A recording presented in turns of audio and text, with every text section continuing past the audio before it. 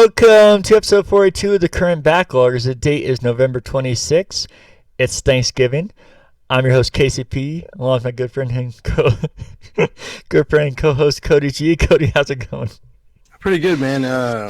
Discord has this feature where anytime it's like I think they recognize when a noise is way too loud or annoying, or just they try to figure out. It's like AI that's like, oh, is this a voice or not a voice? And when you're screaming, it kind of kicked in and cut you off a lot. So I'm very thankful. That's what I'm thankful for, actually. Well, good thing that we're recording the podcast on my end, so the listeners will still get that. I'm not going to lie to you. Uh-huh. The reason that intro was so bad is I was going to go with a real long and heavy intro, and my voice cracked right at the beginning, so I was like, you know what, let's just roll with it. And then when I tried to get to the end of it, I just started laughing. Yeah, I was about to say it's kind of how it started. It was like, and then it kind of went to remix mode with Discord. It's like, like Discord tried to cut you back on. Was like, is it still happening? It was like, oh, it's still happening. Oh shit! I thought like maybe you stopped, but then it was just Discord doing it. So, what have you been up to, buddy? How was your Thanksgiving? Good, man. It kind of sucks when you have to be both parents' households, the girlfriend's and mine, and then my parents are divorced, so I have to go to two of their households.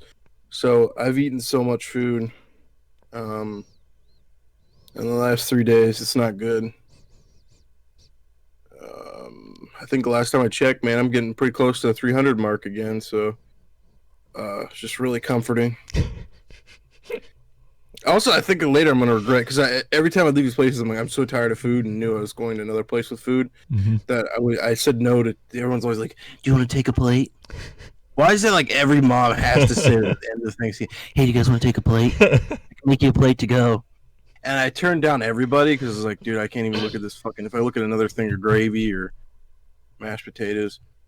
Also, Jesus, the spread is the same, at least for white people. It's always the same thing at each house, but I love it. But so later, I think I'm gonna regret it when I finally get hungry again. Be like, damn, dude, I could go for some more of that Thanksgiving shit. Did you have your KFC mashed potatoes? I did. I had that.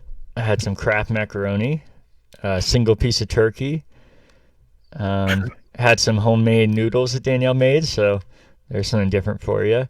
To start the day, Danielle made some delicious cinnamon rolls and bacon, so that was my Thanksgiving. Can we talk about something real quick? I love your food habits, and I was looking at the live stream that you were doing, and you're like, if we reach 1,000, something crazy is gonna happen. I was like, oh shit, what is it? And I'm clicking on there and looking, and for you it's crazy, but for anybody that doesn't know you watching that probably thinks like, this guy's an idiot. Yeah, even some of our friends have joined in. Wait, is the goal for reaching 1,000 really eating a pumpkin pie? It's like, you guys, come on, you know me. This is fucking nuts. And was it just a piece or a bite? It was a piece. It was tiny, I'll give you that. But I didn't think it'd be good, but it was worse than I thought, actually. The taste wasn't as bad, or it was what I thought, not any worse, not any better. Yeah, go for it. Because this is the answer. From every piece of shit pumpkin pie hater, it's always the same thing. I like the texture. It tastes great. It tastes like there's sand in there. Well, it is texture, but it's not that description. What it is, is that, so you have the crusty dough. Yeah. That's, crusty dough. That's kind of hardened and kind of warm. And then you have the pumpkin on top that's kind of cold and slimy and gushy. And just completely conflicts with the crust. So it was fucking awful. Like I said, it was not good, but I was like, yeah, whatever. And I was like, you know what, this isn't actually going to be too bad. I'll be able to finish this. And the more I ate it, the more that texture kept fucking with me. And I was like, I feel like I'm just a baby threw up in my mouth and I'm trying to swallow it. Like one of the last bites, I was trying not to play it up for just because I was on stream. I was like, even if I end up liking this, I'm just gonna be honest and be like, oh, that was actually pretty good. Sorry, it's so anticlimactic. But so like the first couple bites, I was like, whatever. And then when I started finishing it, I was like, shit, this is getting to me. And one of the last bites, I didn't actually throw up. I thought it was gonna happen, but I think the third to last bite, I started to swallow and it just came back up and I spit it out. So it wasn't technically throw up. I literally couldn't swallow it because I was just mushing around my mouth for like a minute, and I was like, "Oh my god, I can't do it." And I tried to do it, and it just came right back up. Dude, I think the reason you hate some of these foods is you psych yourself out. Because I'm pretty sure I'd also feel really gross if someone just whispered in my ear while I was eating pumpkin pie, like, baby vomit. That would definitely gross me out. So I think your mind just fucks with you. Oh, I know. Part of it is mental for sure. Yeah, definitely. Because you're like, oh, this tastes like wet dog. And then I'll be like, we'll be both eating something. And then I'll be like, this is not that good. It's okay. Like, I'll finish it. And then you'll be like, you just have this, like, radar for pointing out tastes that shouldn't be happening. And then the second you said wet dog, it tastes like wet dog. I don't know what the fuck a wet dog tastes like, but that's what it tasted like. I know. And it ruined it for me, too. I don't remember what it was. Oh, it was the pancakes, wasn't it? Yeah. Wet dog pancakes. Or was it waffle? Pancakes or waffles at Shoney's in Gatlinburg. And, yeah, I couldn't do it. I don't know why I loved that place so much as a kid. Probably because my parents were like, yeah, just go get a plate and put up whatever you want on there. Yeah. So I thought that part was cool. And that felt like a really well-run Shoney's, if that even exists. And that was still not that. It was terrible. I just love buffets, and I'm always dragging Renee to different types of buffets, and then being like, man, that kind of sucks. I'm just slowly realizing, like, when I was a kid, I think it's just because I was a fat kid, and my parents were like, get whatever you want, and then I just go up there with a fucking plate and just piling slop on a plastic plate and bringing it back to the table. I like how my issue is how I describe things, and you just said you got just a slop of plate and go right back to your table. my slop of wet dog baby vomit. So, anything else interesting for your Thanksgiving, or anything else you've been up to outside of Thanksgiving this past week? Well, in the middle of Thanksgiving yesterday, I was like, hey, you guys want to go game hunting? To my mom and my girlfriend. They're big gamers, so they were definitely in for it. But I drug them along. We went to some thrift stores and a couple game stores in my mom's hometown. Nice. I was going to ask. That's about it. We can get to it when we talk about media pickups, but did you get anything at those places? Yeah, of course. Yeah? You know? Okay. All right. Yeah, I almost got a puppy today, too. It was real hard to not. Oh, yeah? Not to get it. Yeah, Renee's brother fosters puppies. Mm-hmm. And he has one right now that's really cute. I think it's a beagle mixed with some other shit. They never know what they are. They're like, I don't know, do some mutt or something. And it's really cute. And I was really afraid of my big dog and would like take off running and hide from under tables from her. And he was just super cute, man. He had that fat, you know how puppies always have that fat belly and that puppy breath. Oh yeah. Mm-hmm. And then this poor guy too. He was a rescue, so they don't know what happened before he got there. But his tail broke, and they think a human stepped on it, and then the idiot that donated him, whatever, surrendered them. Let it heal before they could fix it. So he's got this real fucked up tail. Yeah. And he's just the most loving thing, and he just gets way too excited and gives you way too many kisses. And I was like, wow, he's a big tail.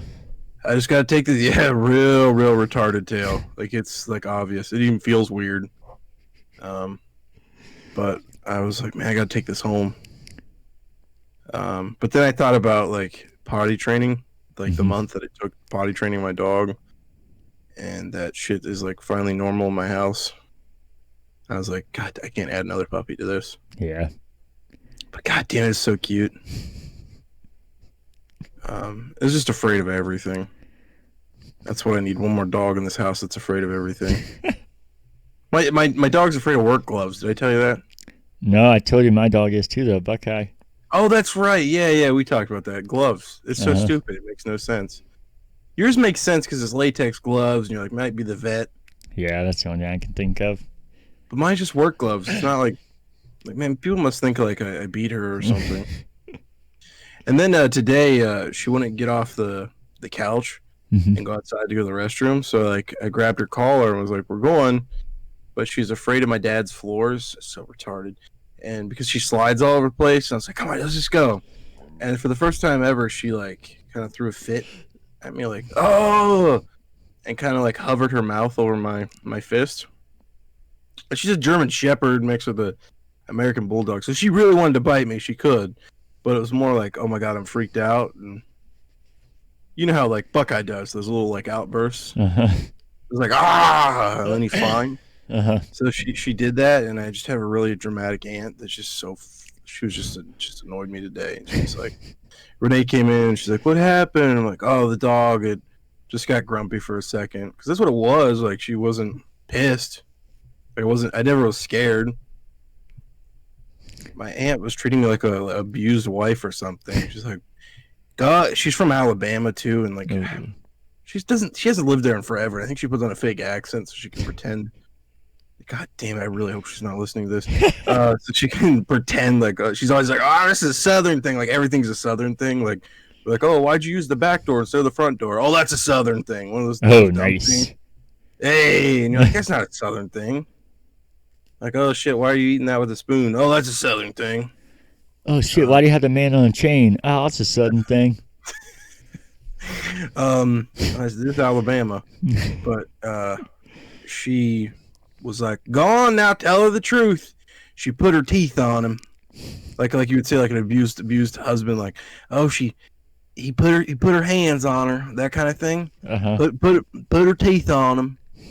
I was like, yeah. First of all, teeth never really touched me, but okay. Like, it was so fucking dramatic and just unneeded. And it's like, go ahead, cause you need to handle that. Handle that? What am I gonna punch her? Like, throw her outside? Like, she didn't want to get on. She was scared of the floor, and I was trying to get her on the floor. Like, Jesus. God, it just got real quiet and awkward, and I was like, I can't do this. Yep, just went ahead and put her teeth on him. Go ahead, tell the truth. Like I was lying to Renee about what happened. She's one of those people that just makes you feel like the idiot, and you're like, no, you're actually the idiot.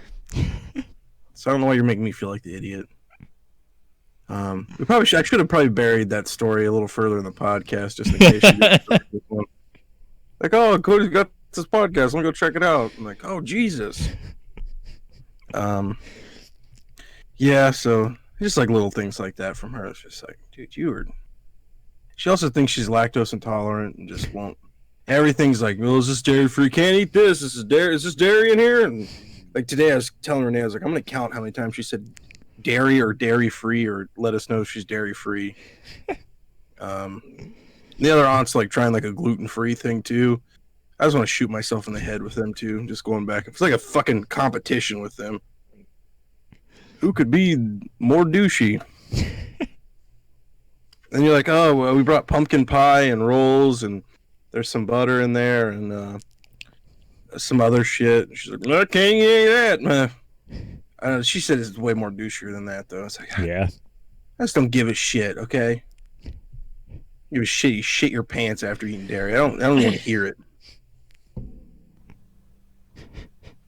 But yeah, so I just got so annoyed. I kind of lost it a little bit today too, because when you like sit down, you're getting ready to eat food, or the food's there. Everyone's like, "All right, food's done, it's ready," and then it's just like for some people it's a race. But I'm one of those type of guys like, "Oh shit, okay, I'll get up here in a second." Yeah.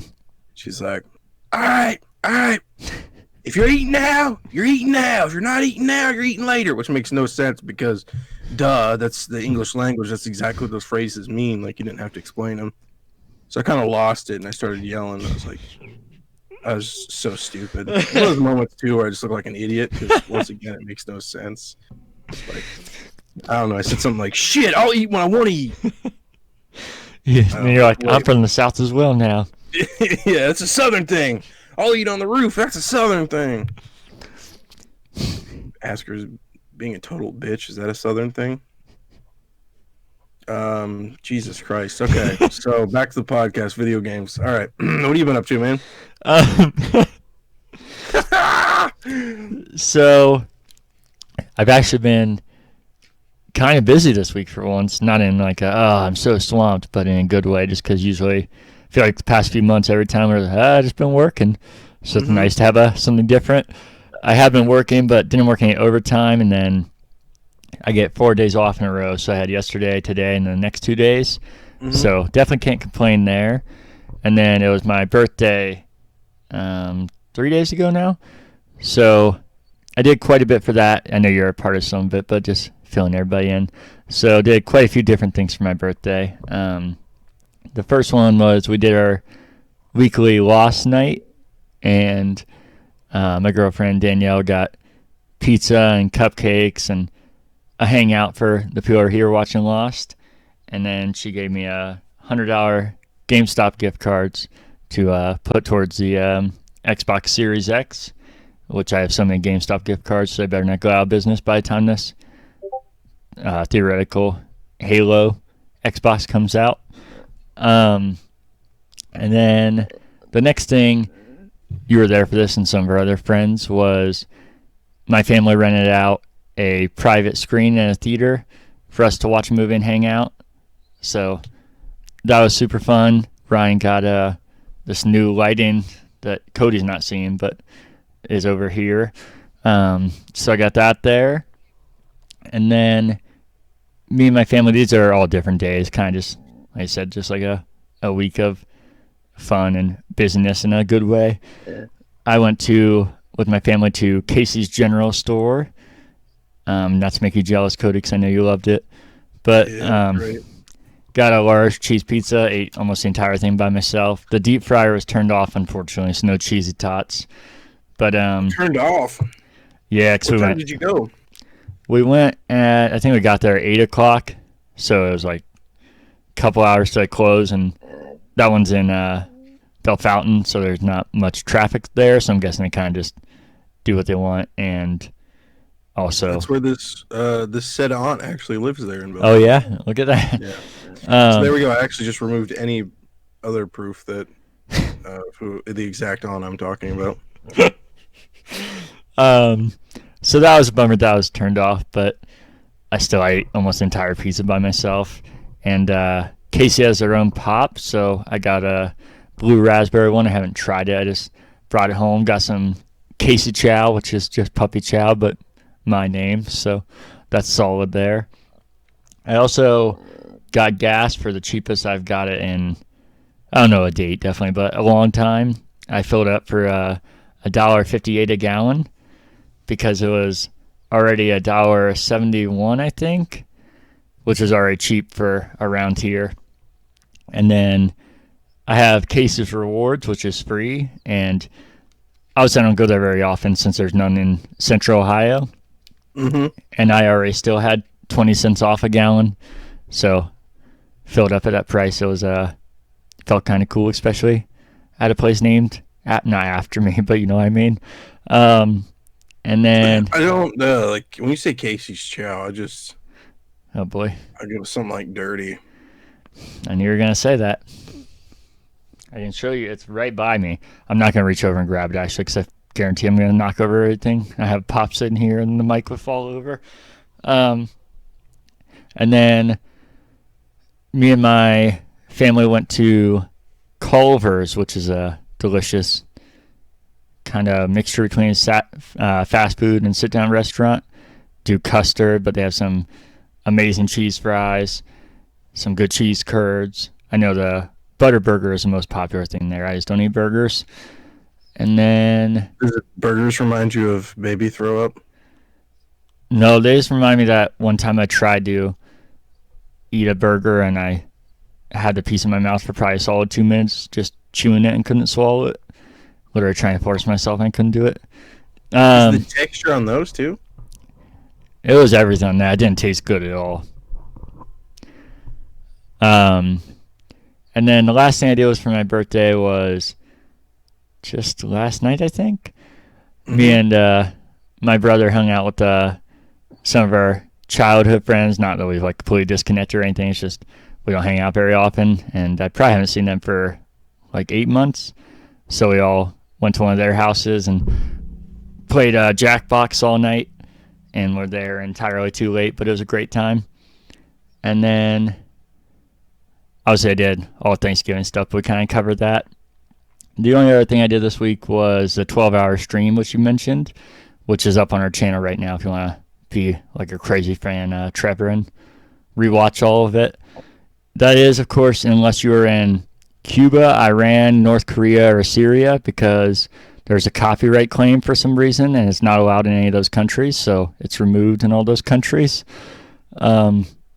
Which countries again? Cuba, Iran, North Korea, and Syria. Okay, first of all, I don't think half of those countries can get YouTube in the first place. North Korea, definitely not. Syria, I'm pretty sure they're more concerned about getting shot at. Iran and Cuba. Cuba, I know, has real weird internet that I think is also run by the government. So I don't think there's too many. I don't think we have too many fans in North Korea. I wouldn't think so either.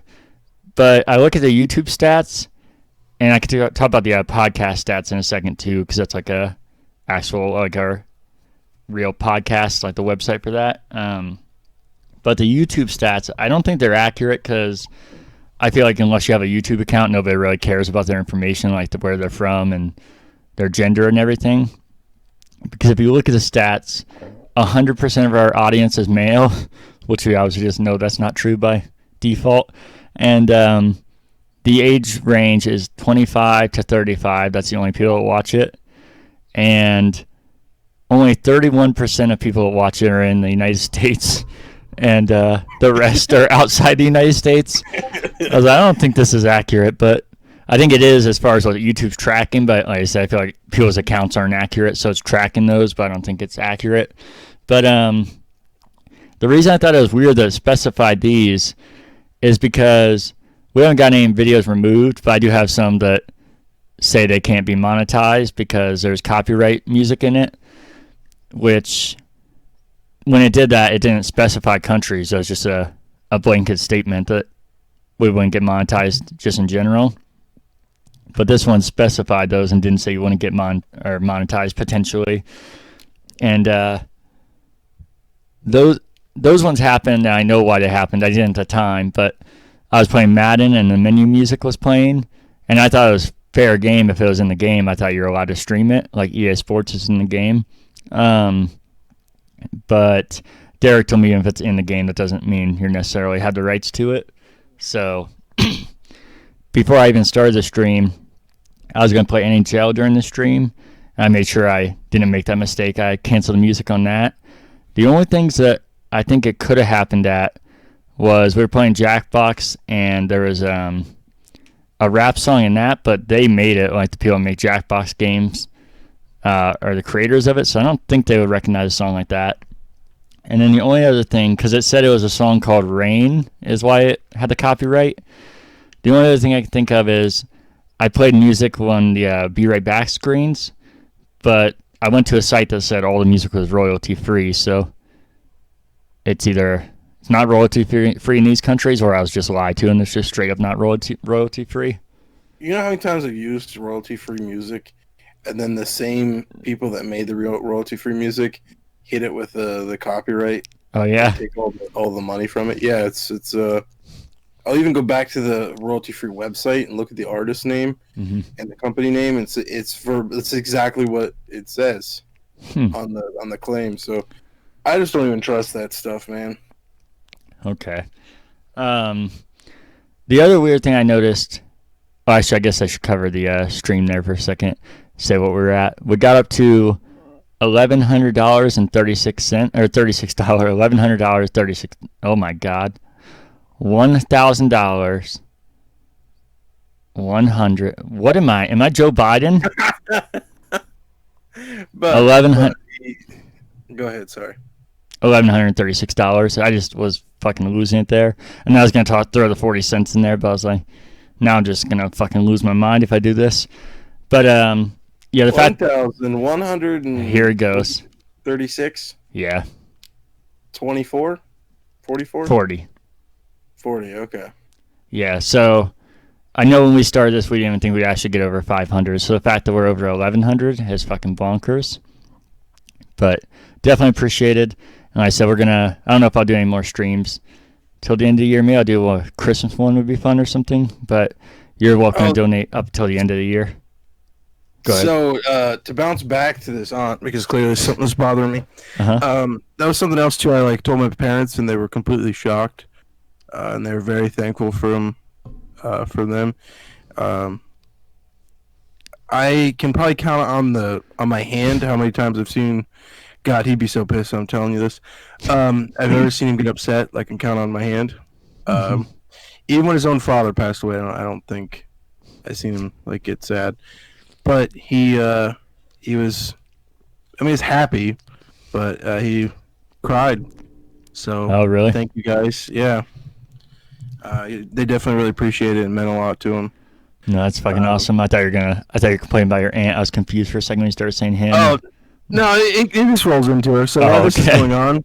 She's like, so you got this $1,100 or whatever, and I was like, yeah, and she's like, so what are you gonna do with it? Do you get it was insinuating I was just gonna keep it or something. Where is it going? I'm can you listen to me, okay? I want you to shut the fuck up anytime I'm around you. That's what I wanted to say. But yeah, so that's how it loops back to her. So no, they really appreciate it, and I do too. It's fucking insane. Yeah. I was like, okay, our goal is 500. I'm guessing 200 or 300. Yeah. So thank you, everybody. No, that's exactly what I thought. And then when I said even when we passed 500 and I kept just increasing the goals, I was like, I'm doing this just because if we're already there, we might as well try and go farther because it's all, like you said, it's all donation. All the money goes to them. But I didn't, every time I increase them, it's not actually going to get there. I just, doesn't hurt to increase it. That's our only option other than just stop doing it. But I think that's kind of silly when you can have that chance till the end of the year. So no, yeah, definitely awesome. And like I said, I'm not sure I'll do more streams, but if I do, I'll definitely give you a heads up. But either way, you can still donate till the end of the year if you want, and I'll put the link in this video. And then what I was getting to with the podcast, which is like I said, our physical podcast on our podcast host site, they have stats on there that are separate from YouTube. I think I maybe asked you this, so maybe it's a spoiler. Can you guess what state listens to our podcast the most? Ohio, it's got to be, right? Yeah, I was like, I would almost be surprised if there's anywhere outside of Ohio, if I'm being honest. But there's 4 states, and the one to listen to the most is Michigan. So really? Yeah, and I can't figure out who this person is. So if you're listening to this, we have an email on the podcast that you're listening to. If you look at the description, you should email us and tell us who you are, or if you also follow us on any of the social media, or if you do YouTube as well, you should let us know who that is, because I'm very curious how Michigan is the highest state and a little offended. But, it's hard to be too offended when you're listening to us and supporting us. I wonder if it's someone watching on their cell phone or something and the servers are out of state. That's what I was wondering. I've tried to ask everybody if their location has been wrong or something, but everybody I talked to said they haven't. But yeah, not like I've asked every single person, so that's definitely a possibility. Yeah, that's crazy, man. Yeah. Is this on YouTube? This person's on YouTube? I don't know if they are, because that's on the podcast host site. Like I said, they have their own stats on there. Oh. And yeah, so I'm not sure if they just only listen to podcasts or if there's somebody that follows us on any social media or YouTube. Or they stop listening to us because this is holy shit, they're looking at me. Yeah, it's a little, they don't give any personal information, so there's nothing to actually worry about, but it just feels creepy having that kind of detail, seeing what states are listed to, and it fills in the map like if you used to do the awesome feature the 3DS had. I forget what they called it, but you would fill in the globe as you met people. It's like that, where it highlights the states that people have listened to. Yeah, that's craziness. What's the other states? So you got Michigan, Ohio. And then I actually got 5 because you have Illinois, and there is an S there. I'm sorry if you live in Illinois. Texas, and then California. Okay, I feel like I know the California people. That's what I was thinking. I was like, it's still appreciating crazy, but those ones, I'm assuming it's backlogging beyond is what you're thinking. I'm assuming that's right, but yeah, I don't know for sure, and I definitely don't know Texas or Illinois. Yeah, Texas, man. I'm curious about that one too. I love Texas, man. Big Texas fan. Go Longhorns, right? That's what you're always hook 'em horns. That's what you're always saying. No, I can actually confidently say I've never said that in my life. I've only said it ironically, kind of like when I said Roll Tide. Roll Tide. So I think that's all I've been up to this week. We can get into things we forgot about from the week before. Do you have anything? No. No? Okay. This one could be a correction, I guess, kind of, but I forgot last week. So do you remember when we were talking about the consoles and I was talking about how there's not enough of them? And I was like, God, there's a phrase for this. And you're like, yeah, like, not enough? And I was like, no, but there's like a phrase, and you kept guessing it. Yeah, sort of remember that. I knew it was just on the tip of my tongue, so it was really fucking bothering me. It was a supply constraint is what I was looking for. And okay, I never would have guessed that. Oh, really? It was, no, not in a million years. It's fucking bugging me because it was right there. I was like, oh my God, I feel crazy. Kind of like when I was trying to say the amount of earnings we have. It was like that, where it's like, oh my God, it's there, but I can't say it. Then the other thing I had... COVID 220... fuck off. What? You know what I mean. Come on, man. The next thing I had was a couple more feedback or commentary that I want to give on Call of Duty. I meant to say when I was talking about it, without spoilers again, of course, is the first one's actually positive feedback, but the voice acting in the game, for the most part, is super well done, to the point where whoever's playing Reagan, if he was still alive and we would think he'd actually be down for recording a voice in a video game, I would consider it being him. It's so good, and it's not just him. Majority of the cast is really well done. But then whoever plays Alex Mason now, which used to be played by Sam Worthington from Avatar, and he did really well with it. And I'm assuming they just didn't want to pay him. Whoever plays him now is fucking awful. It's like Gears of War is already cheesy, but this is like a knockoff Gears of War. He's so bad, and the dialogue he has and the way he says shit is just, it's laughable sometimes. I think it comes out even more so because, like I said, the rest of the cast is so well done that his voice acting really stands out in a not good way. I'll be curious when you play it, see what you think. I was literally laughing out loud at points of this. I even commented when I was streaming. I was like, man, this Reagan's so good. And a lot of the dialogue was really well done. And then almost every time he opened his mouth, I was like, this is so fucking cheesy. You know something? I probably would have kept this for news, but might as well. We're talking about Cold War. Mm-hmm. Did you hear about it bricking PS5s and really fucking with the Xbox Ones? I didn't. It definitely fucked with my Xbox Ones I talked about last week, but not in a way like that where it actually broke it. Oh, I'm sorry. Xbox Series X. Or Series. What the fuck? The current gen. Whatever the current Xbox Yeah, is. Series X. Series X. What are you, me trying to talk about how much money we've made? Jesus. Come on, man. Yeah, it's kind of interesting, and I hear it has something to do with running like the PS4 version on current generation. I don't quite understand it, but it's not talked about enough. I saw some initial things, so be careful if you have current gen and trying to play Cold War. Yeah, that's even more confusing because, like I said, that's the only thing I could think of with my issues is that they designed it for the next gen, which, like I said, is still kind of a shitty reason, but you'd at least have some reasoning there. But if you're having issues on the current gen, that's even more confusing. The other thing I had from the game was like I said, the campaigns are the shortest campaign in Call of Duty by far. And then something else I forgot to point out is that it only shipped with 8 multiplayer maps, which seems small for a game that has a 8-hour campaign, but when your campaign is like 4 hours and you only have 8 multiplayer maps, that just almost seems criminal. I know people are going to buy it and it's going to be one of the best selling games of the year, so that's why they can get away with it. And I wouldn't be surprised next year that's even more scaled down. They have 6 maps because until people stop having a issue with it, they're going to keep making it. But I thought that was kind of even more reason to not buy it for me. Yeah. Yeah, I just feel like this yearly thing eventually is going to be the death of Call of Duty. Yeah, especially with Warzone, how they seem to kind of make it a platform.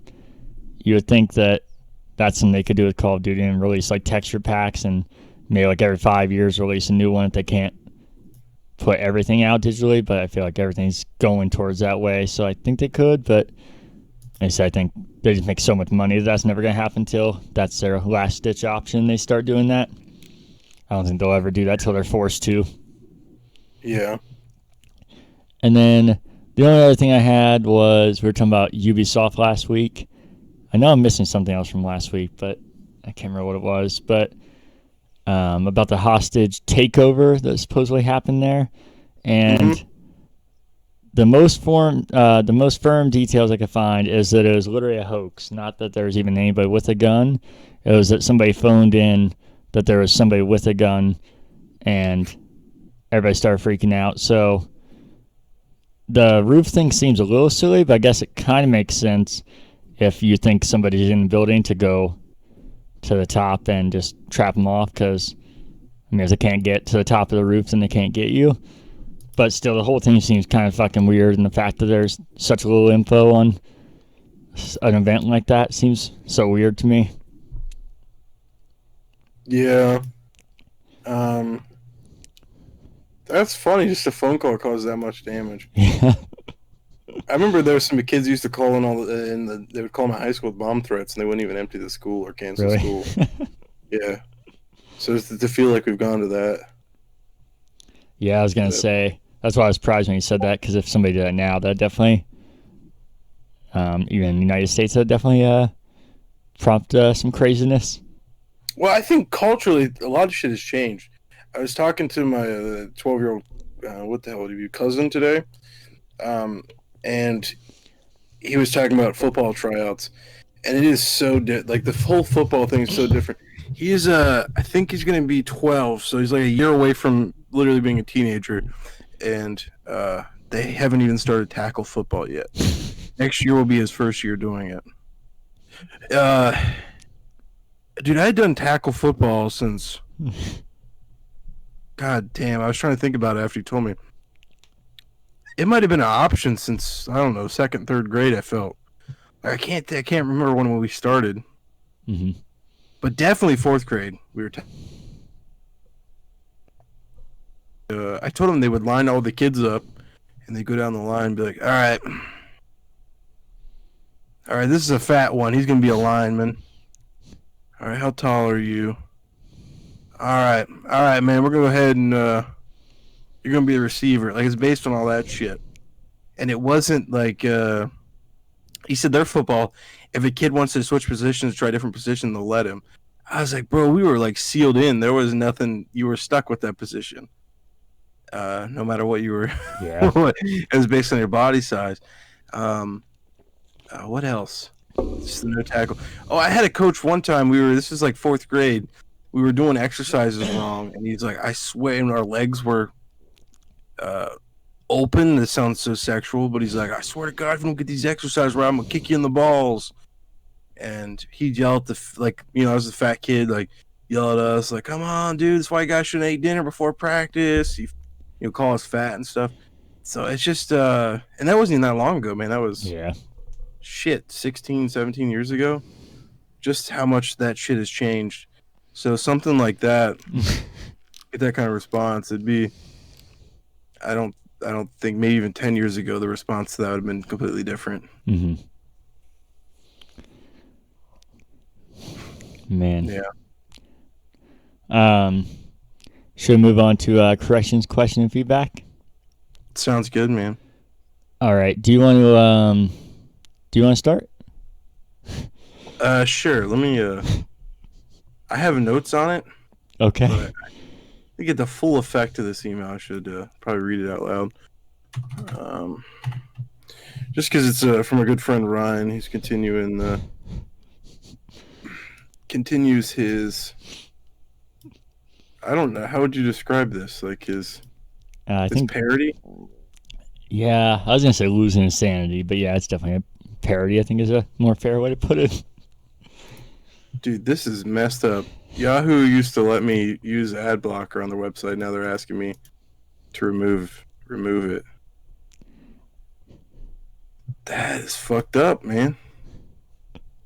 Now it's telling me I can go $3.49 to unblock this ad. Dude, what in the hell? We go over here to Yahoo. Yahoo needs some more money to continue their fucking misleading article titles. Their propaganda. Oh well, while you're trying to get that, I remember the other thing I should put in from talking about last week, and kind of is a correction as well. Me and you were talking about Wonder Woman coming to HBO, and I was like, they must have paid a shitload of money unless HBO is like part of Warner Brothers, and you're like, I don't think so. I looked it up, and they are all part of AT&T owns HBO and Warner Brothers. Jesus, they own all this shit. Yeah, so that's what explains how they could get it on there, because it's just all, it's fucking crazy to look at too, because it was like Warner Brothers was the parent company of HBO, and then Warner Brothers something was a parent company of Warner Brothers, and then AT&T was a parent company of that, and I was like, this is fucking just back and forth. But the point of that was to say that HBO is owned by Warner Brothers, and that's why Wonder Woman is streaming there for free. Actually, signed up for HBO Go because of this. Oh yeah? Yeah, we'll get into that when we talk about stuff we've been watching. But Okay. yeah, I decided to go ahead and join it. Just out of there was my coworker was watching that. What's the chick from Twilight? Kristen Stewart. Yeah, her new movie. It's like underwater shit. Oh yeah, I saw that when it was in theaters. I can't. Pretty generic name. I can't remember what it's called. It looked pretty good. He's like, it's on there for free, man. And I was looking at everything that's on HBO Go, and I was like, let me do it. As soon as I joined on there, though, man, it's just media or just propaganda. Like the second you log in, one day I'm over. I'll just show you how fucking weird it is. It's gone like a step beyond Netflix and Beyond Hulu. Okay. So this is an email from Ryan. He starts off with RERERE forward RE feedback. I forget what RE stands for. Seasonal greetings to. I do make the apologize for delay in feedbacking. It has been many moon, and for that I make sorry. I almost said I make duty for some reason. I feel appreciate for you being appreciate of the feedback. Yeah, definitely, man. We really fucking appreciate this gag here, this comedy. So I feel appreciate for you being appreciate of the feedback. I can do the words better, but I do not. What the fuck, dude? I can't even read this. That's why I had you do. I was like, I'm gonna be. I mean, I couldn't get numbers straight. Imagine reading this. It's also italicized and underlined. I think it's italicized, right? And underlined, like every word in here. So I feel appreciate for you being appreciate of the feedback. I can do the words better, but I no do. For stylizing and authenticity of courses, I do not ask for the feedbacking to my feedback, but it was taken and left as they say. What the fuck, dude? I have much time to do the writing. So no, you know what this reminds me of when you take English change it to another language and change it back. I wish Ryan would get a job writing speeches for politicians, and then they had to read this on teleprompter. Like, man, this guy's an idiot. I have much time to do the writing, so no worry to you. If you spell like this and write like this, I'm sure, yeah, you definitely don't have a job, so it makes sense you could write all these all day long. It is not to be fucking the part as much as it is unfucking the fucking to make it fucked. If that senses with your senses. My upsetting feels have been reset now. Many thanks to your words. I will continue the writes if you continue the reads. Now the new feedbacking to begin. I'm out of breath. I will give the good wording on the visuals. You did need 3-9 around minute 17 through 19. It did the good on making clear. I am very afraid of the audio listening that miss on these. You know what this is? It's because Ryan's so fucking anal about audio and lighting and camera that he's like, this is his way of taking a jab at us. Like, okay, this is the kind of product they put out. I'm gonna put something out similar to fuck with them now. So yeah. Anyways, I am also very afraid of the audio listening that miss on these. Can be double side to the coin, so make you. This is in all caps, exclamation point. Please keep in the mind. Let me read this last part again, because I can kind of understand what's going on here. Wow, you're better than me. This is the last sentence. I am also very afraid of the audio listening that miss on these. Can be double side to the coin, so make you. Please keep in the mind. I am also making the wonder why the background is not up. An E41 pipe up, no backing to it? This is very upset, and think nice looks to the backing with the backing and not no backing. ... So if you back it with backing and make it nice, I like very big one. Oh, we know. I am making the thinks that you are both lovely. I see the watcher's number go big up, and that is hippie. Keep up the up. To leave you a haiku. The entire thing. Yeah, this I feel like I'm reading like you were homeschooled, so you probably don't have to deal with this dumb shit. But when the English teachers would pull out Old English, this is exactly what Old Yeah, I know English what you're sounds talking like. about. Yeah. Jesus. I sound like a huge condescending asshole too. Oh, you homeschool kids do not understand Old English. This also sounds like if the Riddler was mentally challenged, but he's still trying to do the riddles. This is what it seems like. Or if Tyler Joseph, when he's like 90 years old from 21 Pilots, tries to write deep lyrics, but just comes out like this. Oh, God. So here's he finished his email off with a little haiku for us. Gaming Ohio. A passionate big friend games behind the backlog with the love and heart, Ryan. So that's the whole email. That's nice, man. I feel like it's harder to actually write stuff like that. Oh, yeah. And have make sense not making sense. So here, I took some notes down for this email. Okay. Can I ask you? Yeah. Do you figure out the haiku, or is that part of your notes? Oh, that's the haiku, buddy. Oh, okay. Gaming Ohio. I don't know that. What the fuck? Alexa just started talking to me. Stop listening. Well, let's see what Alexa has to say for a haiku. Oh, Jesus. Hey, Alexa. Can you read me a haiku? To read more often. Maybe make it to the gym. Resolution time. Jesus Christ, that's pretty deep. She just heard me talking about how I'm 300 pounds. Ryan's gonna hate that audio. Which is ironic. Yeah.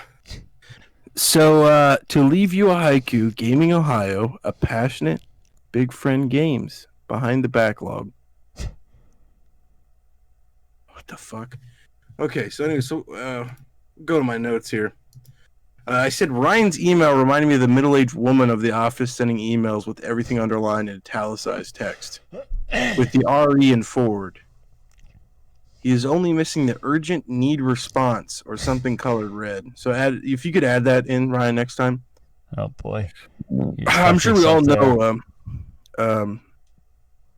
somebody we work with, like a middle-aged or I don't know, lady in her 60s that sends out stupid emails. My favorite part of it was, please keep in mind, because these emails I get at my job, I see that on the regular. Please keep in mind, not that stupid, but that just says dumb phrases and run-on sentences and shit underlines and italicized. They always put some little stupid comic at the end of it too. That just, those dumb comics. I feel like when we were kids, those dumb comics they would cut out of newspapers and hang up in their cubicles. Fucking Dilbert or something. Yeah. So, yeah, that's how I feel about it, buddy. You write like a middle-aged woman that's got way too many cats or something, is hanging up Dilbert comics in her cubicle. What's Dilbert? I strongly doubt fucking Ryan knows what Dilbert is. No way. He's gonna Google it and then have all the info why he knows who Dilbert is, but he doesn't know who Dilbert is. He's gonna illegally download every issue and read it. This is pretty funny, bud, when Dilbert was like, where are the HR reports? And then one guy was like, I don't know, it's your job. I thought that was really funny and clever. Because I relate to that. Yep, and then that's all I have to say about it. Is there anything you want to say about that? So you didn't figure out his haiku then? No, I read it 3 times and fucking Amazon interrupted me. I don't know what it is either. So if anybody wants to write in, not being Ryan, if they can figure out this haiku, please do so. Could you read it again? Yeah. All right. So here it is. To leave you a haiku. Gaming Ohio, a passionate Big Friend Games behind the backlog. Oh, this isn't what he's going for, but I feel like in 5 years, if we ever make it big and it falls apart, Behind the Backlog can be our documentary about what happened. I'd be down for that. And we can release the first video we ever recorded together that nobody's seen besides us, if you remember that. Not really. No? Oh, man. No. I can't believe you don't. That was a big moment for me. Oh, this is the fucking... whoa, oh my God! I almost spoiled it! Oh. Yeah, I remember that now. I bet I did my first real edit there, just took that chunk out there. Or add a sound effect when we were talking. So, I have an email, the question of the week, I should say. But first, I have one correction. I said first, but then we kind of just fed off each other saying it. We were talking about Halo 2, and I said Lockdown, and you're like, oh, like my least favorite Halo map. And I was like, what? That's like one of the best. And you asked what it was from, and I said Halo 2. My brother Nick, I know you know him, listens to these. No. He said he listens to these? He started to, yeah. Oh, Jesus. He said he didn't want to write in, but he wanted to tell me in person because he was very offended. So this could go into fake outrage, I guess, for him. Because it was not called Lockdown, it was called Lockout. And I was like, wait, is that not what he said? So I went back and listened because I know it's Lockout. And I was like, that's what we said. But I said it, and then we just kept feeding off each other. And I think I kind of get why I said it, because Lockdown was the name of the remake for the Halo 2 remaster. They call Lockout Lockdown. But I was kind of ashamed of myself because, yeah, I know it's Lockout, and I was talking about how it's one of my favorite Halo maps, and you're even like, oh, it shows how big of a Halo fan I am. And then I'm the one that's getting the info wrong. Yeah, that's pretty good, bud. Yeah. But we can move on to the question of the week here. I will preface it with, I talked to Cody before this, that James, I apologize. You guys sent another great question in, but it was so great that I spent the entire week thinking of stuff and overthinking it. So I'm going to answer it next week. And if you're kind enough to send another question of the week, I will hope it not be terrible enough and have that one ready for next week as well. But it says... go ahead, sorry. It says, how's it going, guys? Oh, you interrupted that last time and answered, so I thought you'd like to tell them how it's going. Oh, it's going good, man. Thank you. There we go. With the last question, I should have used a different word instead of mechanics. Probably some something like aspects would have been better, but I'm glad you kind of knew what I meant. No, I think what you said made complete sense. I think we just didn't have the best examples of mechanics, so I don't even think that was your bad wording. I think we just didn't have many issues with specific mechanics, kind of just more, like you said, aspects, but I don't think that was really your bad wording. I think that was just not us being able to come up with mechanics. And then your new question is, but anyway, here's the next question. A while back, you guys talked about games you think would make a good show or movie. So my question this week is the opposite of that. Is there any shows or movies you think might make a good game? I know in our earlier episodes, Pete, the person that did the art for us, also gave me a list of topics we could discuss for episodes since at the beginning we didn't really have anything to talk about. I know he made that suggestion as well, talking about this, so I wanted to point that out. But do you want to say what you think, buddy? Since like I said, I'm going to go next week since I'm a failure. Yeah, sure. So James, since I actually care about you and care about the show more than Casey, I did think about this, and it's hard to make a choice because most of the TV shows seem to have like mobile games or some terrible offshoot generic bargain bin game. So it took me a second to go through it, but my choice, I have two choices. But Stargate SG-1, this terrible early 2000s, late 90s TV show that I loved. I guess it had a couple games of work and had some mobile games. The console games got canceled 2005. So I think it's got a really good premise, story, which South Park made fun of with Man Bear Pig, Stargate with their portals. Mm-hmm. So I think it'd be perfect, like a Mass Effect or something, where you go and you can choose which portals you want to go to, and maybe have your hub world, like where your portal is, and upgrade it, and choose crew members, and go on little adventures and shit. The next game or the next TV shows I chose would be, I feel like Casey probably hated this show, but Metalocalypse. Did you watch that show? Don't know if I did. It's on Adult Swim. It was like the metal band and their adventures. Doesn't sound familiar. I'm trying to look it up. So they did make an Xbox arcade game that also got canceled. But I would want it to be like a parody of Guitar Hero, but with the Metalocalypse characters, which is just like vulgar, bloody game. Maybe if you fail a song or something, you get like ripped in half. But yeah, that's where my mind goes for that. Okay, I just looked it up. I never watched that. It might have turned on or came on after something I watched or something, but no, I didn't actually watch it myself. Those are some good ones. And James, don't let Cody's wandering mind and his delusional aspects just mess with your mind there.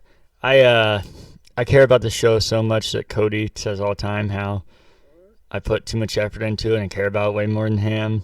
And I care about you, James, and that's why I'm willing to take the time to think about this longer. I've been thinking about it all week. I just need a little more time. So I think we can all agree, #fuck Cody. And we can move on to... Yeah. Oh, sorry. Yo, you're with that? You're with the movement? Okay. Yeah, everybody... Especially your mom. Your mom can fuck me. Okay, I don't think you know what the hashtag means. But if you have any corrections, questions, or feedback, you can send it to currentbackloggers@gmail.com. James, hope we get another question of the week next week. Ryan.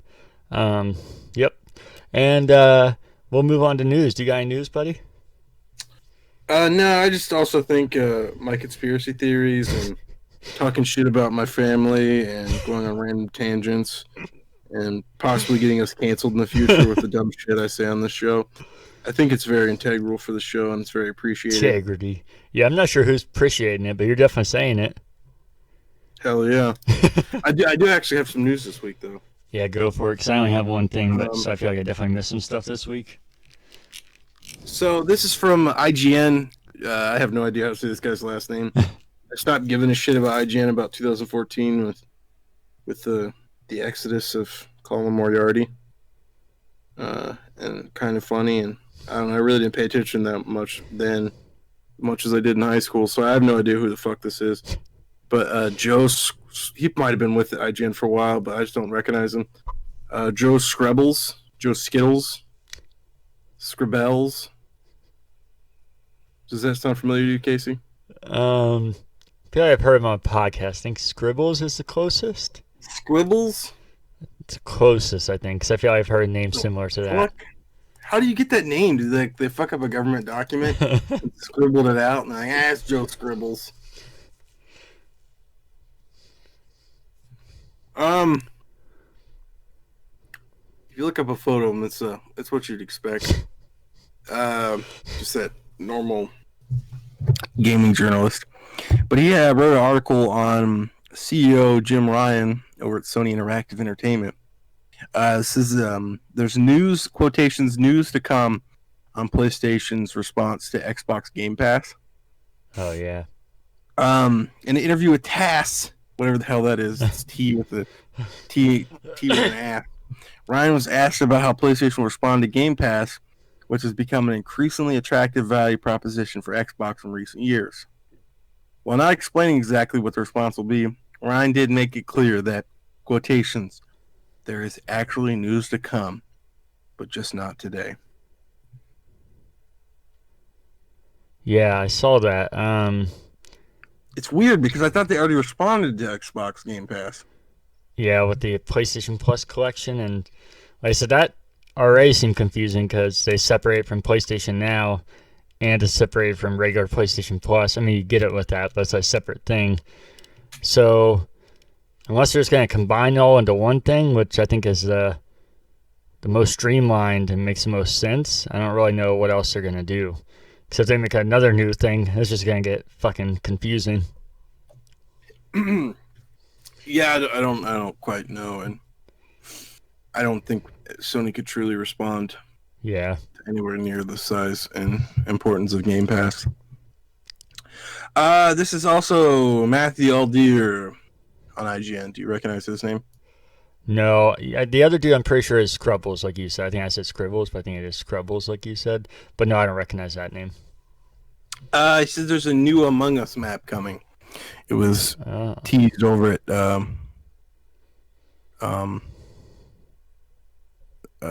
Inner Sloth's Twitter page. And it's going to be revealed at Game Awards.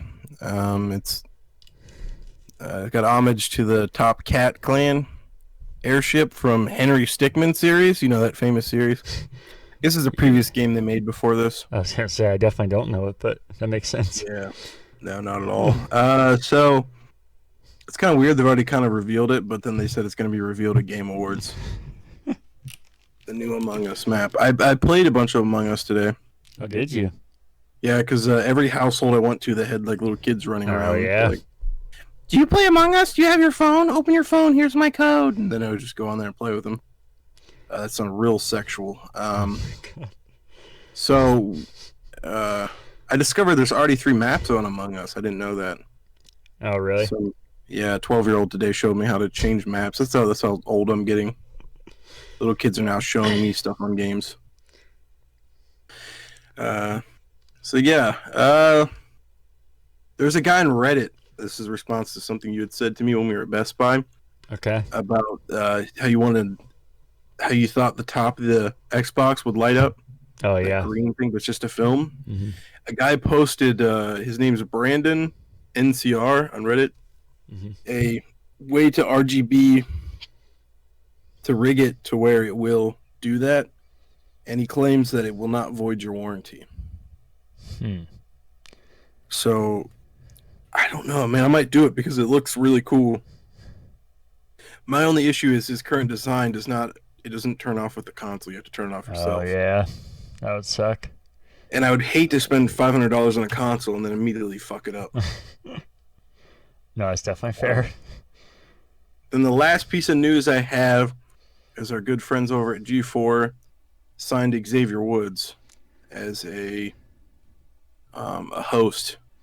Yeah, did you watch the Thanksgiving stream thing they did? I didn't watch it yet. That's where they announced that. The we talked about last week, that Thanksgiving feast thing they were going to have. Holiday reunion Yeah, that was it. special. Hmm. Definitely didn't say anything about Thanksgiving nor feast in it. Casey, you just made that up. Well, all the advertisements were clearly that's what they were going for, and it's a holiday reunion, so kind of, but sure. Shit. Xavier Woods, man. The new Dawn over at WWE. Did you watch any of it live, though, or you just saw that announcement? Because I saw that, but I wanted to... First of all, I said a new dawn. It's the new day, which is kind of funny because it's about to give them a big compliment. But I think they're one of the best things that's happened to modern wrestling, which for me personally is not that hard to beat. But Xavier Woods, this is who Mega Ran was talking about in his concerts all those times, which is really cool to know that they were friends. And he told him, like, I'm going to join the WWE, and it's going to be themed around video games and pink and unicorns, and it's going to be successful, and it was. And he also has a porn. You could watch Xavier Woods porn with Paige.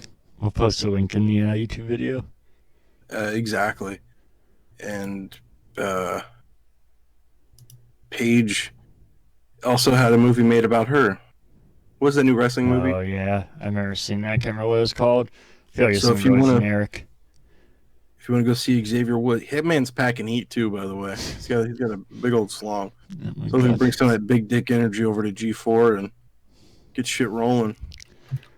But that's the last of my news. I thought that was a really good person to sign on, and a really good idea on G4's part. Did you watch any of it live, or you just saw the news? I just saw the news now. Oh, okay. Because I saw that headline as well, but I was going to actually ask you if you watched it, because I want to go back and watch it. I know that announcement, they probably like hyped up and made a big thing, like a Smash Bros. New character, so that would kind of kill the energy, but I still want to go back and see what they did with it. Before I get into news, I was going to talk about a couple things that you actually reminded me of. You're talking about feeling old with those kids. I meant to talk about when I was talking about my birthday. I'm 30 years old now. I was going to ask you, usually we talk about random stuff at the beginning, so I'm going to go back to some random stuff for a minute. When's the first time, if ever, that you actually felt old, like legitimately old? Not like, oh, I'm an old man, but you're like, oh, shit, I'm kind of old. Pertaining to what? Like, oh, goddamn, my back hurts, or? More like personality trait, like a feeling, not really physical, I guess. Today when a 12-year-old showed me something on a video game, these are the most recent ones, then this also happened today. I was on Snapchat. This kid, I forget what year he was born. I want to say 2000, but he's really into like nostalgic shit. I don't know if technically he says nostalgic, but I don't know. Would that technically be nostalgic for him if he didn't experience it as a kid? No, if you're being technical, I wouldn't know. Okay, he's pretty cool and he does post some cool stuff, but he's a little too crazy about it. I can read you his Snapchat today. He's got some. There's another person that just fucking writes too much, man. Just really iterates shit. Let's see if I can find his Snapchat here. This made me feel really old. Probably make you feel old as well. Well, I know it definitely will make you feel old. Oh, shit, dude. Is it gone? God, I'm going to really butcher this if it's not on here anymore. Man, that sucks. It was this really long post about him finding an old TV show. It actually just got a reboot. He watched the reboot, now he's going back and watching the original show, and it's kind of like somebody talking about like them discovering some crazy underground thing, and it was Animaniacs. I know we'd mentioned that on this podcast before. Yeah, I saw they brought it back, and it's weird because that was one of the early things to talk about, and I talked about how excited I was, and I haven't fucking watched it. I think part of that is that it was earlier to try and find stuff to talk about, but I also didn't force that in there. Like I said, I genuinely love that show, so I can't believe I haven't watched it yet. So I need to do that and follow back through with it. I feel like we've also tried to make this more gaming related, but I would like to be like a podcast like we like, where we talk about random stuff and more entertainment, not just gaming. So movies and sports and all the entertainment we like and music. So I've been trying to get more game oriented, but I don't really know why, because I do want this to just be whatever we like that. Yeah. And like I said, I wasn't as big a fan into it as you were, but I definitely watched on WB or Pinky and the Brain. Oh yeah, that was my favorite. That's about my extent, and I was right at the ass end of that shit. Yeah. And I think I watched more of the Pinky, Elmira, and the Brain, the spinoff. Yeah. I watched more of that as a kid. So that made me feel old as fuck that this 20-year-old, that someone could be 20 years old and didn't experience Animaniacs. Because I think a 20-year-old, I think our age group, but then I realized, like, fuck, bro, our generation's entering their 30s now. Mm-hmm. So that made me feel old today. So you don't remember, there wasn't like a specific first time you can remember, like, oh shit. Because I can think back to the first time I ever actually felt like I was old, even though now it's weird because that was almost a decade ago. So that's part of why I'm asking this. No, man, I still feel like I'm young as shit. Like, people in their 50s or 60s be like, what are you talking about, you idiot? Oh, yeah, I know. That's what I was going to get into. Because I can remember the first time that I felt old was I watched the NFL draft every single year. And I used to watch with my dad every year. We still watch every now and then. But I remember I was watching with him. And the first time I literally actually remember feeling old was watching it. And the players were becoming younger than me. And I was like, this is so fucking weird, because I grew up watching them, and I was like, man, these guys, they're adults, and they're making millions of dollars, and they're playing football, and they're like, got the most built bodies. These are adults right here. And then I became older than them, and that's literally the first time I remember feeling old. But yeah, that's what I was going to say, is that I feel like that's just an ongoing thing that is ever changing, because then I'm like, now I'm 30, and I feel like that's the first big gap where people talk about feeling old. And I'm like, shit, that was a decade ago that I said I felt old, and now I'm a decade past that. But then, yeah, people in their 50s or 60s, and what the hell, 30's not old. But I feel like you can just keep doing that every decade or even year if you want. But I feel like the decades are what stands out the most. Yeah. Well, it's weird going to be for you that you're going to be older than anybody in the NFL. Uh-huh. That would be weird. Yeah, for sure. I guess that's the only reason I'd be okay with Tom Brady sticking around forever, is that, and because he wouldn't be any good if he's just like 55 years old and he's still in there. And then the next random thing before we get back to news is, I don't know if you saw this random comment we got on episode 35 from somebody named Jack the Leaf. So this either one of our friends created a troll account, or this is a genuine first troll we have. Like I said, I've gotten comments where people post like hot MILF links and all kinds of ridiculous stuff, but that's like, as soon as they post that and then post a minute marker where we talked about it, which obviously we didn't talk about it. But those are like bot trolls. This is like a genuine troll. Or this, maybe we talked about this in this episode. I don't know where it's coming from. But it's even weirder what I'm telling you about. I'll tell you after the comment. So I'll read it from here. Oh, Jesus Christ, I found it. Oh, you did? Okay, yeah. So Jack the Leaf says, hey, this is going to sound crazy, but eating poo is legit the healthiest thing you can do. It's literally just the food you ate 20 minutes ago, but made into a soft, warm mass of chocolate-like waste. You can easily squish it to form in your mouth and just swallow it. You can then shit it out again and repeat. Same thing can be said about piss. It's literally the last thing you drank, and you can just fill a cup with it and chug it all down again. Guys, this is how we can cure world hunger. Our body produces everything we need to survive. Just eat a nice plate of meat and vegetables and drink a full cup of cold water, and you'll produce enough poo and piss to last you up to a week. It's genius, and poo is just so delicious. It's literally just human chocolate that people with allergies can even enjoy. Anyway, I need to do a poo. Time to enjoy a nice dessert. Which, that's a great wrap up. So I don't know if we were actually talking about eating poop in this episode. I don't know who this person is. Jack the Leaf, if you're listening, you should let us know. Just because I'm so curious, not even upset. I'm not going to delete your comment or anything. I think that's great. And I feel like we must have been talking about something related to that, but I don't remember.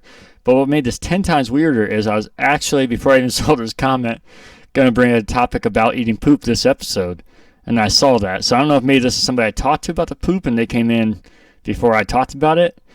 But it was presented at work a couple days ago by somebody. They asked, I know how you'll feel, but I feel like people are so irrational with these kind of questions. They asked if you would eat a piece of poop for $1 million. Your response? I would eat the fuck out of some poop. Yeah, of course. I would too. $1 million? Yeah, I would too, and that's I would eat someone else's shit for $1 million. Oh, I think that's what was implied. But yeah, if it was mine or somebody else, I wouldn't care. I would do it for $1 million. But the weird thing was that majority of people said no. There was some other. It wasn't just me, so it wasn't like his dog piling. It was just most people said no. But I feel like I always say, I try and think about it in realistic terms. I think that one's just kind of fucking easy. But even with hard things, I try and. These are obviously nonsense questions and hypotheticals. But if you want a real response, I think you have to think about it in a real form and be like, okay, yeah, it's fucking disgusting. There could be some bad outcomes. But $1 million, you got to be realistic and see like the money in front of you, hypothetically. Because I feel like people just think that, and I'm like, well, I know I'm not getting $1 million, and I don't like poop, so I'm not doing that. Instead of really thinking through that they'll literally get $1 million in cash to them. And, I mean, I think maybe my standards suck, but I think I'd do it for 10 grand. Yeah. Yeah, some people are lowballing it, and they were getting real pissed. I was like, this is hilarious. I doubt it. They saw $1 million on the table. I'm pretty sure they would scarf that turd down. Yeah, I even said that. I was like, okay, I get, yeah, it's gross, but I feel like you're not putting this into real terms. Like, you have that cash in front of you. You know you're getting it. It's not a hypothetical. It's not anything you would do. And no, I still wouldn't. I was like, I don't believe that. And I thought about not something mind-blowing or anything. I just tried to put it in terms. I thought about something I never really thought about. And I was like, that's kind of fucking weird that you wouldn't do that. And it's weird that I wouldn't eat shit. I was like, yeah, in that terms, it's weird because you're willing to work 40 hours a minimum of 40 hours every week for the rest of your life at my job. It's a good wage. And like I said, I'm not an issue with my job. I know a lot of people have issues with their job, and even some people at my work have issues with it, strong issues with it. But you're willing to work at a job where majority of people don't like their jobs. Majority of people think they're underpaid, and they're willing to work 40 hours every week to the rest of their week or rest of their life, but they won't eat a single piece of poop and have it over with and never have to work again if they don't want. And majority of us will never make $1 million in our lifetime.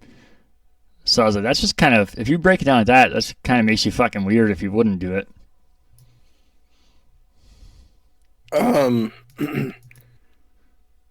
Yeah, that's I call horse shit on that. No pun intended, man. I'd eat a homeless man's diarrhea for $1 million, like a soup. Ew. I'd eat it with a big smile on my face, knowing like, damn, dude, if I invest this correctly, I will live off this for the rest of my life. I will never have to work another day in my life. Yeah, and then if you want do whatever the fuck you wanted. Yeah, you have so many options. If you were smart, you wouldn't even have to invest. You could live off that $1 million if you were really smart. But yeah, if you invested, you could get way richer. And if you're like, well, I want to live comfortably, or I miss working but get pretty fucking boring, I imagine, you could add more money onto it and just keep building. I was like, there's no real bad outcomes here. And like I said, I never really thought about it in that context. Not that it's mind-blowing or anything. I mean, common sense. But I was trying, like I said, break down the most obvious ways. And I feel like doing that would make you a little fucking weird not to do that over working that much and making less than that more than likely by the end of your life. Yeah, I don't think they're being honest with yourself. And when they say stupid shit like, "Oh, because I don't want to eat someone else's shit," no kidding, we don't eat someone else's shit. But also, I don't want to clock into work each week and fucking sit there like you said and waste away your life. It's like, dude, spend 30 seconds eating some shit and get your strap and get the fuck out of there. No, I'm with you. The crowd has been demanding the show we've discussed multiple times. Only a couple people, but they actually have been clamoring for it, as the kids say. Our monthly show that we do, where we talk about all our embarrassing stories and talk about things. I feel like, did you eat shit as a kid or something? No, it wasn't about that. I was just gonna say I feel like we should follow through with this and do one a month. I don't think we should make it a weekly thing because I feel like we would be really forcing memories. But anyway, we do one a month and keep track of the memories we told. Then we could not retell shit, and every month hopefully have a new batch of stuff. And obviously our life goes on, so we create more memories. And has there been? I mean, what stories are they reacting to from our podcast? Was any like stuck out to them so far that we've told? No, we just keep talking about wanting to do that. We usually don't talk about the stories, and then they're like, "Well, you keep saying you're gonna do a show." And I thought that could be even a thing that we could do inside of that show is just think of hypotheticals that we would do for money and see if they're what our limits is. And like I said, me and I think both try and think about it in a realistic aspect because a lot of people are just like, no, won't do it. I'm like, you're fucking, there's no way. Or if that is true, you're just kind of dumb at this point. But if somebody came to me right now and said, dude, I have a turd for you to eat, just $1 million, I'd be excited.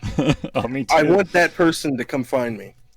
Yo, here's $1 million, dude, eat this shit. I'd be like, fucking, yes, let's go.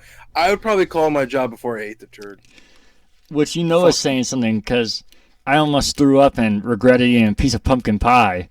So if you're like, well, no, I'm like a neat freak or I'm kind of picky, there's still no excuses because I'm probably the fucking worst with that. I couldn't eat barely a piece of fucking pumpkin pie. But yeah, if they're a piece of shit for $1 million, it'll be coming out the other side real quick, like Jack the Leaf said.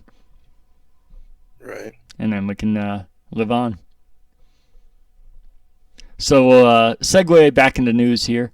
This is from The Verge, and it says, Hitman developer IO Interactive announced Project 007 on Thursday, a new game starring James Bond, shocking, that will tell the British Secret Service operative's origin story.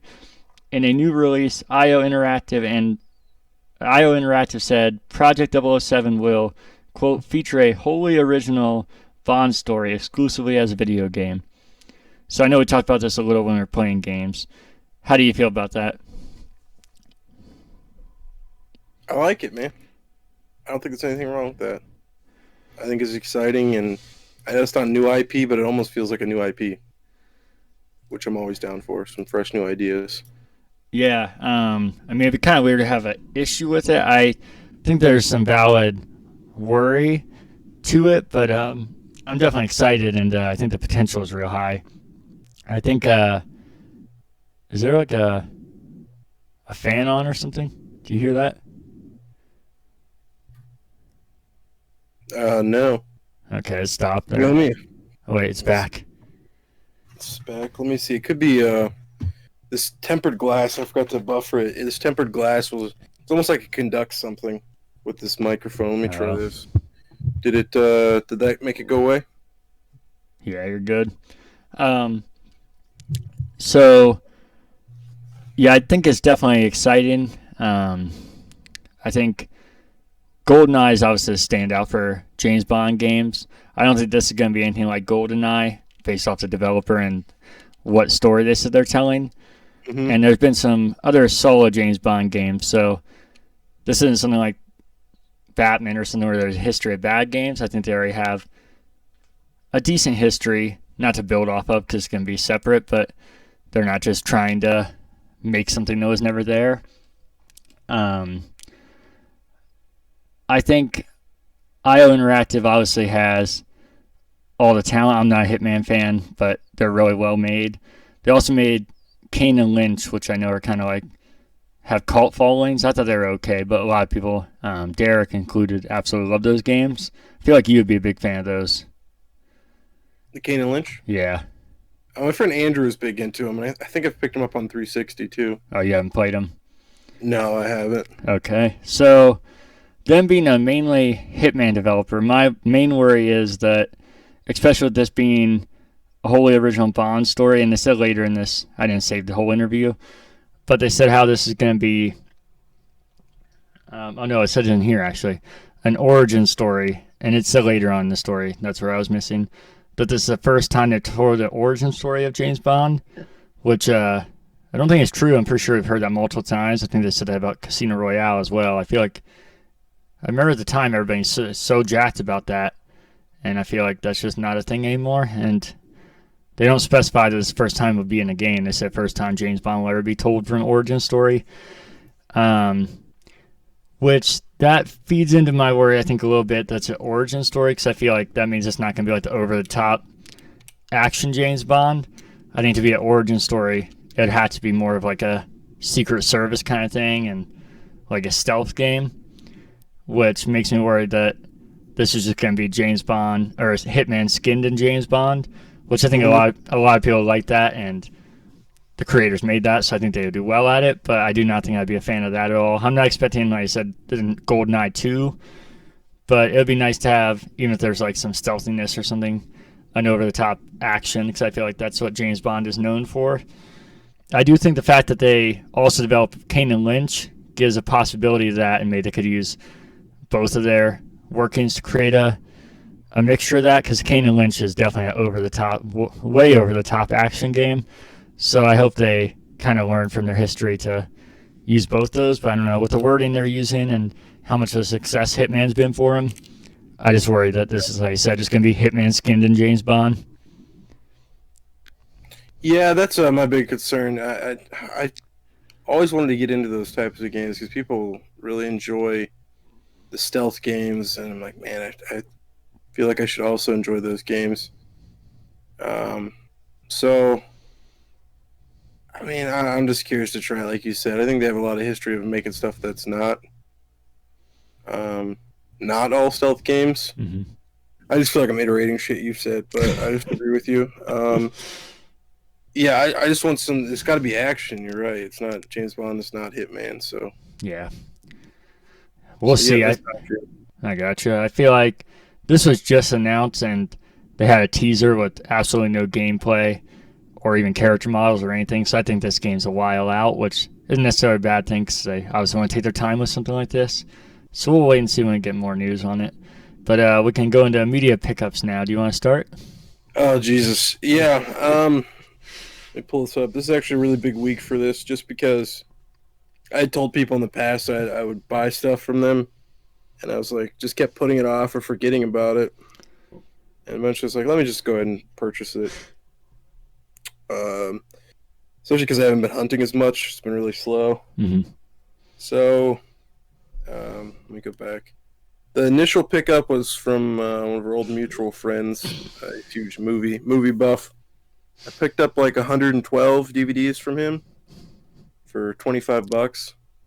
He's got a really good taste in movies, so a really good taste. I'm saying it's almost such a good taste in movies that it's like illegal. Oh my god! But, these are all like top tier movies, like the RoboCop trilogy, the Mad Max, Sixth Sense, Phone Booth. I don't want to read all of these because I fucking 112 DVDs. I'm sure you guys don't want to hear that.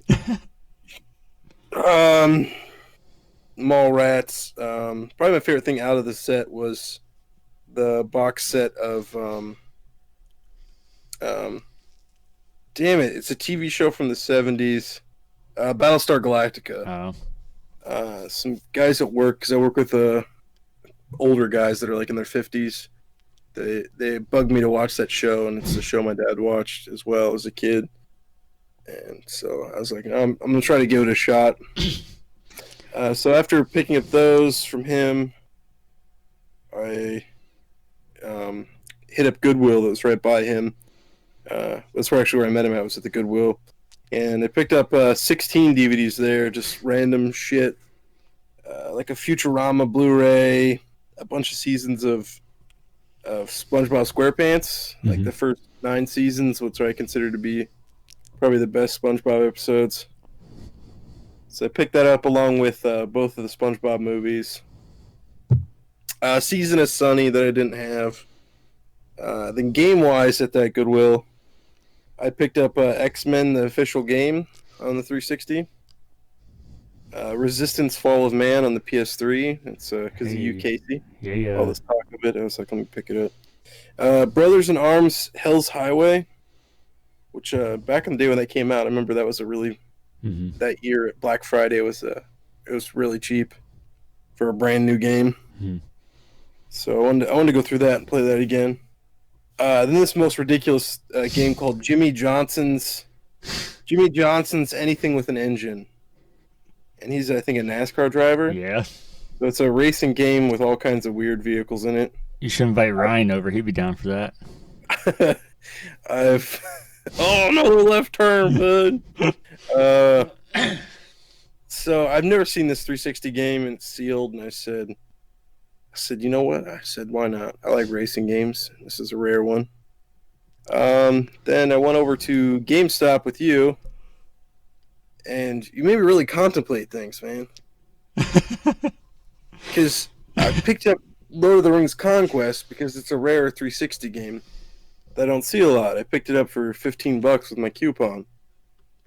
And I like the Lord of the Rings games, and I really like Pandemic. I feel like they made some great games. So it's like, sure, I'll pick it up. I like Lord of the Rings, Pandemic. It's rare title on the 360, and probably value will only go up. And it was complete. It was super minty. It looked like someone just took the wrapper off of it. But then Casey's like, I had avoided some PS4 games because they were like $10. Casey's like, why'd you buy this and not those? And you made me stop and think, like, why would I buy this over that one? But I guess I view PS4 as just continuously going to be getting cheaper. Whereas 360 stuff, I feel like, we're not far removed from when that shit, I feel it will start increasing in price. No, I hear you. That's fair. But it made me break it down. I was like, man, what am I doing? It made me really think about it. I think the next thing was a big lot of games that I told Peter, our mutual friend Peter, that I'd buy off of him. It's stuff that he had removed from his collection and was like, he didn't want it or had doubles and just wanted to sell it. So from Peter, I bought Star Ocean till the end of time on PS2, Super Mario Strikers on the GameCube, Tony Hawk's Pro Skater 2, Metro Last Light, Left 4 Dead 2. These are on the 360. Dirt, Lego Rock Band on the 360. Resident Evil 5 on the 360. Dragon Age 2. Dead Space 3. Mario Kart on the Wii. Disney's Hide and Seek on the GameCube. Resident Evil's Dead Aim on PS2. And then PS2, most of these are PS2 that I'm mentioning now, is Armored Core 3. Armored Core 2. Then on the GameCube, I picked up Legend of Zelda: The Four Swords Adventure. Whew. Mario All-Stars, the original on Super Nintendo. The Zelda on the SNES. This weird game called Deathbots. This is one of those games that definitely wasn't licensed by Nintendo. If you look up the case, it's so ridiculous and definitely a Terminator knockoff. Then a game called Rescue the Embassy Mission on the NES. I picked up a complete Dreamcast from him as well, with 2 controllers, VMUs, all the hookups. A purple Game Boy Color that needs some work. Dr. Mario on the Game Boy. Super Mario 3 on the Game Boy Advance. And Wordtris, which is kind of like a Tetris with words. And then the stack of Dreamcast games, which are getting ridiculously overpriced right now. Tony Hawk's Pro Skater 2, 4x4 Evolution, Supercross, NBA 2K1, Test Drive 6, the web browser disc, which is insane to think that that system had internet access. There's a bunch of bootleg games that he threw in for free for the Dreamcast. I think that's one of the main reasons the Dreamcast might have had an early death. Crazy Taxi 2. These are real games. Jet Grind Radio and Virtual On Net Link Edition. And I think that's everything I bought from Peter. I looked up Deathbot. Yeah, definitely a knockoff of Terminator. Right? The total for that shit was like a little over 200, which sounds like a lot of money. But it's just a pile of shit I just kept letting build up that I told him I'd buy from him. And on eBay, if that was retail, and by the time you pay shipping and fees, it's probably closer to $400 worth of shit. Yeah. Then I went to Family Video with Casey and picked up Enemy Front on the 360, AC/DC Live on the 360, a weird Atlas game called Trauma Center New Blood. That's a weird one, man. I recommend looking that up. It's like a hospital simulator. Mm-hmm. The skate game is something I always wanted to get into. Probably the least liked one, which is called Skate It for the Wii. Then we went to Best Buy. I picked up Predator Hunting Grounds. Might have mentioned that on the last episode. I can't remember. No, you didn't. You're good. And then, like, my dad will randomly find shit at his house of mine. And he found Pitfall on Oh, yeah. Atari 2600 and was like, hey, this is over here. With a bunch of my posters. So, and then today, when I went game hunting with my mom, or yesterday, I found this guy had, at the pawn shop, had 4 rare NES games. I probably could have talked him down to like $50. I was like, man, I gotta stop buying this fucking shit. The games are probably closer to worth, I don't know, 80 or 90 before fees and taxes. Mm-hmm. Might have been after fees and taxes, might have been over $100. So it was a good deal, but I turned them down. And then I went to the game store and I found something at the game store I've never seen out in the wild, and that was a NES Top Loader, which came out at the same time as the Super Nintendo, and essentially was a better version of the original Nintendo. Yeah. Without all of that. I'm sure if anyone's fucked with the NES knows that thing had real bad issues with getting shit on the connectors and having terrible connection issues with games. So this kind of fixed those issues, and they're rarer. But he wanted $100 on it, which is not too bad. It was in rough shape and missing it came with its own controllers too, called the dog bone controllers, and they were missing those.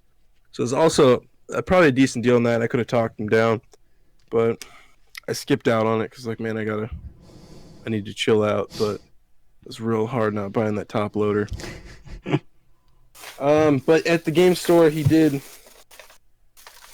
have a little sale. Well, he said he would cut me a deal on shit, which was buy 2 games, get 1 free. So I was like, oh, I'll pick up some shit here and support him. My mom's town was really, really laxed on the masks until they started sending around workers' comp people and writing tickets and threatening to shut people down. Mm-hmm. So he freaked out and now requiring masks, and so I felt kind of bad and wanted to show him some support. But on the Colicchio, I'm fucking definitely mispronouncing that. I have a few games on this, but he had such a good deal on them.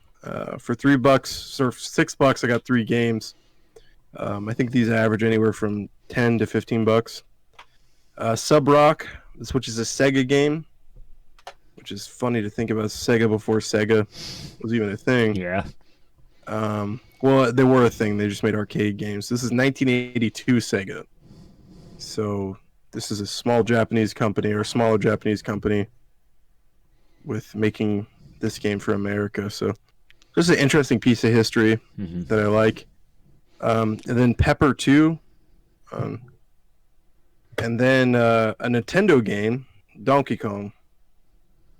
It's just weird to think of Sega and Nintendo not having their own systems and putting games out together on, at the time, a bigger company's system that just absolutely flopped.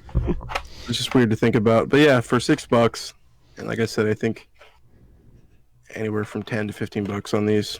They're not the rarest things, but I like them. I collect stupid shit. Also, he said it's very rare to have collectors come in his store. It's usually just moms like, "Where's your Minecraft?" and then they just leave. So I think he. I also spent a lot of fucking money in the store, so he's just a really nice guy. I like him a lot. If anybody wants the name of the store, it's about an hour from Columbus.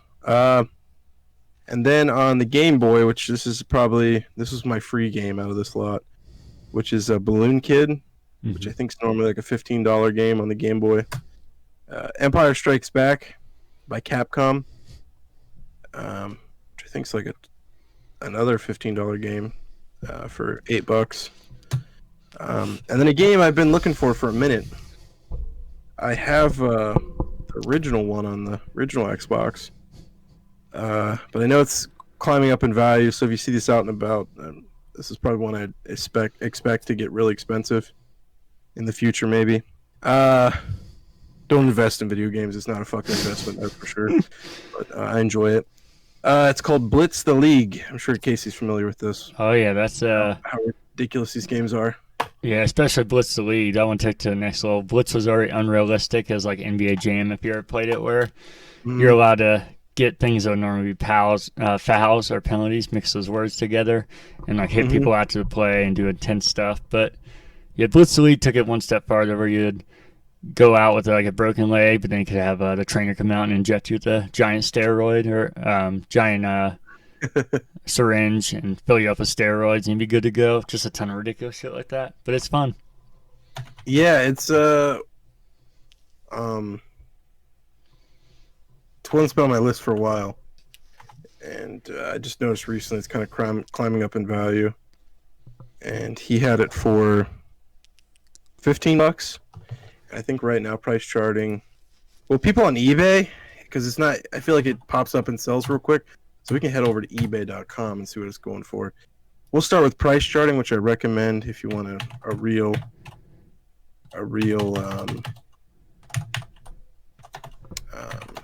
value on your shit. Or if you're ever at a game store and wondering if they're paying what you should be paying. Sorry, what were you gonna say? I was going to say, this game's pretty interesting, too, because kind of just like a documentary for the Oakland Raiders, the Las Vegas Raiders now. So it's pretty interesting that way, too. Yeah, I remember when it came out, there was like some crazy rumors about it. Couldn't you go to like clubs and stuff? Oh, yeah, you can, I don't know if you actually go to the clubs, but they definitely, like, you hit them up and you set up the dates and everything. I don't know if you actually, like, physically go into them in the game, but yeah, it's not hidden in the game at all. That's great. Just to put in perspective, this time last year was like a $10 game, complete in box, and so far, sitting in November of this year, it has doubled in value. I'm guessing is that part of? If I put this much fucking effort in the goddamn stock market, I'd probably make way more money, or feel way more completed. Would be better. But then we go over to now I hear the sequel is actually the even harder one to find. Blitz League 2. So I'm gonna keep my eye. That's the last one I'm missing in this series of ridiculousness. Let's go to sold listings on eBay to figure out. Yeah, the sequel, oh my god, a complete one sold for $65. So keep your eye out for the sequel. Yeah, it looks like $30. Yeah, $30 with shipping and fees for Blitz the League, the first one. But Blitz the League 2, keep your eye out. Everyone talks about NCAA being the rare sports game. But Blitz the League 2, US edition. I had both of them, but I sold them, so probably sold them to GameStop, I imagine, for like a couple bucks. Oh, shit, that sucks, man. Yeah. Even the original one on Xbox still goes for okay money. Yeah. So I want to get to the trilogy, as the kids say. I don't know when the fuck I'd play them, but it'd be cool to maybe do like a series or something with you. Oh no, I'll be down. play all 3 of them. Yeah. Which I mean, technically, it's not 3. I mean, to me, it's 3. It's I think it was released on Xbox pretty late in the life, and then they the next year or that year, the 360 came out, so they just redid it for the 360. Yeah.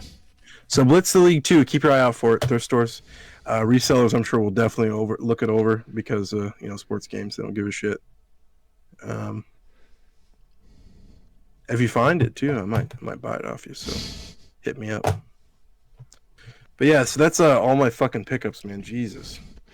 Okay. I like how I was spent 3 weeks where I was like, oh, nothing, man. Really proud of myself, and then just fucking relapsed hard.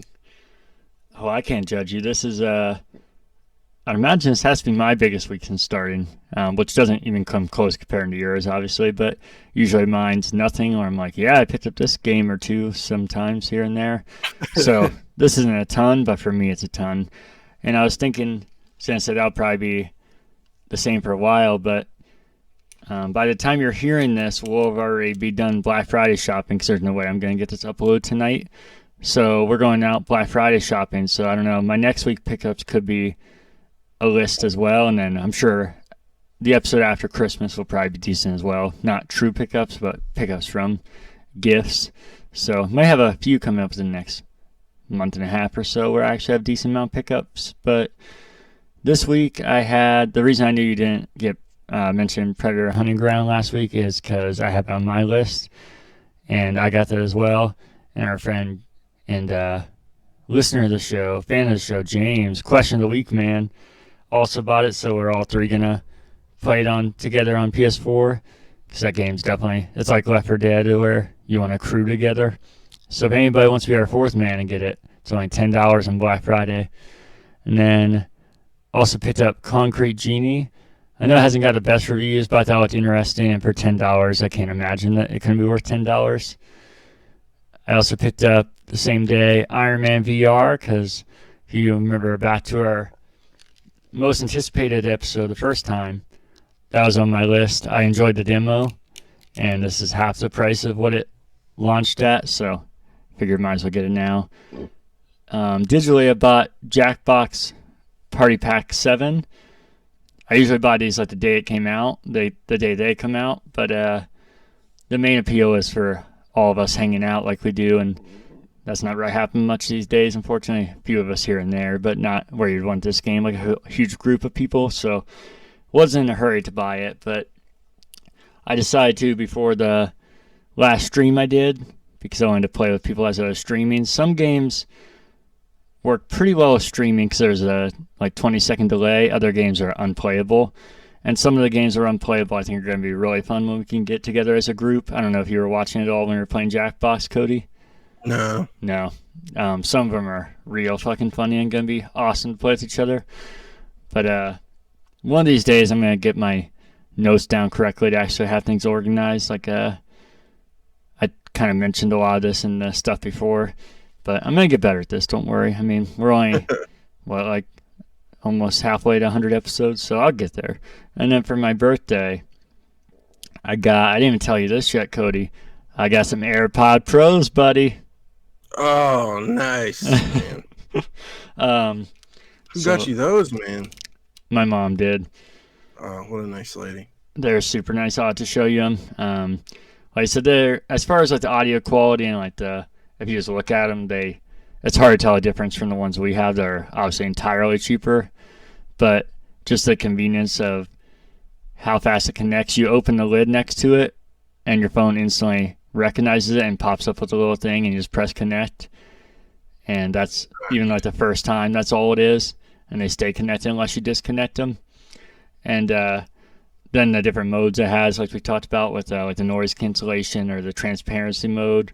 Or they do firmware updates on headphones, which is so weird, the world we live in. But they added spatial audio. Not everything takes advantage of it, but if there's things that have spatial audio, it does. So if you've been to IMAX theater where the audio is all around you, or if you have a good surround sound system, even though they're just literally earpods that go directly in your ears, it sounds like the noise are coming from behind you or to the side or to the front, and it's actually accurate. So I don't know how they pull it off, especially since they didn't launch with that. but it's pretty impressive. I just hope I don't lose them. But the also nice thing about this is that most wireless earbuds you lose, you're just totally fucked. But this has a tracker and everything built in since you have your iPhone. So that'll be nice so I don't panic as much. And then this is an example of what I was talking about with my show notes kind of being mentioning things too early. Is that, like I said, I got the $100 GameStop gift card from Danielle. And then Nick got me this, which I know you can't see, Cody, but I'll show the audience and I'll tell you. The suspense. This bad boy that we talked about, Cody, last week when we were at GameStop. Just a second. Drop my controller. I want to make sure I hear you. Now it's Yeah, you there? Yeah, now it's truly suspenseful. You can hear me, right? Yep. But the bad boy assault rifle from Halo that we were looking at, Nick bought it for me for my birthday. The Nerf fuck gun. Yeah, the Nerf. Yep. So that's beautiful, man. Yeah. So camera's over here. It's kind of hard to show it off, but it doesn't have the longest range, but it fucking takes batteries to power this thing. So when you shoot it, here, I'm just going to shoot one, see if it comes through on the stream. I don't know if you could hear that. It's like, and it's like you're charging up a Lancer chainsaw, which that would be a fucking awesome Nerf gun, because that literally sounds like it. I did an unboxing of it during the stream, and man, I don't know if Nerf guns have changed a lot, or I just don't have a memory, because I thought it was defective. Speaking of feeling like an old man, I was so excited. I was like, you know what? We're going to shoot one on the live stream. And I couldn't fucking get it to shoot. And I was like, are you shitting me? And then me and Derek FaceTimed the next day, and he was like, yeah, dude, I don't know what's wrong with it. I think it might actually be defective. He's like, oh, shit, do you have batteries in it? I'm like, batteries? No. And it takes 4 D batteries, which is not a common battery to begin with, to do that ridiculous power shot. Jesus, yeah. D batteries. It's been a while since I've heard that. But to figure that out, he found this awesome video on YouTube. You're going to follow this guy. I know you will. Oh, shit, yes. I'll have Derek talk about it tomorrow, but it's this guy. Damn it. Well, I can tell you a little bit. I just mean so he can tell you the channel, because I don't know what the guy is. But, no, I can tell you a little bit about it. It's this guy that's clearly way too into Nerf. He knows everything about it. Yes. But he also is incredibly nerdy and gets way too into it. Talk about the finite details of it, and talks about like he's in war. He's like, so yeah, when you go to battle and you have somebody on your left side, and just talks about like he's in war. And then the best part, it's like him doing not great, kind of like we're doing, so not judging, but like video like this, just kind of talking. But then it shows B-roll of him in action with a gun. No, stop, dude. He's doing this beautiful, man. I know you can't see this, but he's doing his like ridiculous turns, like way too fast and stopping, looking down the hallway of his apartment, I'm guessing. And he starts like crouching, and then this motherfucker starts doing the weapon butt and tries to act like he's hitting somebody with it, like they would in Halo. Yes. And then he starts crouching like they do in Halo. So this is so fucking dumb. And he used so many terms I can't think of that are super funny. So yeah, I'm sure Derek could tell you what it is. So that one's not even really necessarily a media pickup, but I think it feeds into games. And like I said, it was weird because I didn't have that on my list or anything. We talked about that just days before I ended up getting it, which was weird. And that sounds perfect. Like I said, I unboxed it and didn't even really get to show it off, so I thought I should bring it up here. But we can get into what we've been playing if you want to start. Yeah, I actually only have one game. It's okay. I beat Jedi Fallen Order. Oh, did you? Yeah, man, it has a great ending. There's a really cool ending right at the ass end of the game. Okay. The final boss, man, was just a little too difficult. Mm-hmm. I recommend powering through it. I tried to even watch some videos on it, which the Dark Soul games terms and how to fight stuff just goes way over my head. And really, all the way to the end, man, they really stuck with keeping things from the prequels. Which I think previous episodes I mentioned how I was concerned that would just be at the beginning. Yeah. Something that I noticed and thought maybe it's just the Souls type games, the From Software type games. Mhm. Thought maybe it's just something from their genre. There's a real issue with timing and input lag from when I do stuff. Really? I guess there's a way to turn off the games to not have it focus so much on graphics. Mhm. It makes it a little bit easier. So I did that, but I didn't know that till the very last boss because I was having such issues with it. But yeah, I stuck with it. It was a great story. There's one thing that happens at the very end of it where it's like it didn't make sense to me and seemed a little dumb. But yeah, I recommend it. It was fun. It was fun, little Star Wars game. Probably never touch it again, but yeah, I enjoyed it. Yeah, I definitely need to get to that one. And look at that. See, you're coming through on your backlog, even on a kind of a longer game. Even though I just added like 36 games. This week I've been playing some of the regulars and then mixed in some stuff and then have quite a bit from Extra Life. So some of this I'll go over quick. I was playing the MCC. Been playing campaign with a couple different people and some multiplayer. Haven't played NHL for a while, so played some of that. I finally got back to Last of Us Part 2, put a few more hours in. I just need to sit down again and for a solid night or two and finish it. Because, again, I was loving it. And then, man, why haven't I finished this yet? And then this is everything I played for Extra Life. Some of them are repeats of that, so I'll go over quick. Some I'll touch on a little more. Like I said, if you just want to rewatch the Extra Life stream and get more detail, you can do that. It's on the YouTube channel. But played some NHL, some more NHL on there. I tried Dunk Lords, which is Games with Gold game I got a couple months ago. And it's kind of like NBA Street or NBA Jam. It's even more arcadey, though. There's like power-ups and like mech suits and all kinds of ridiculous stuff. But I recommend checking it out. It's actually fun. It's all those different mechanics and everything kind of makes it not harder than you would think, but a little more complex and not as easy to pick up and play like Jam and Street, which is one of the nice things about those. But also does make it feel like there's kind of more competitiveness you could do with it. And I was just playing the story mode, which the story mode is fucking real dumb but kind of funny.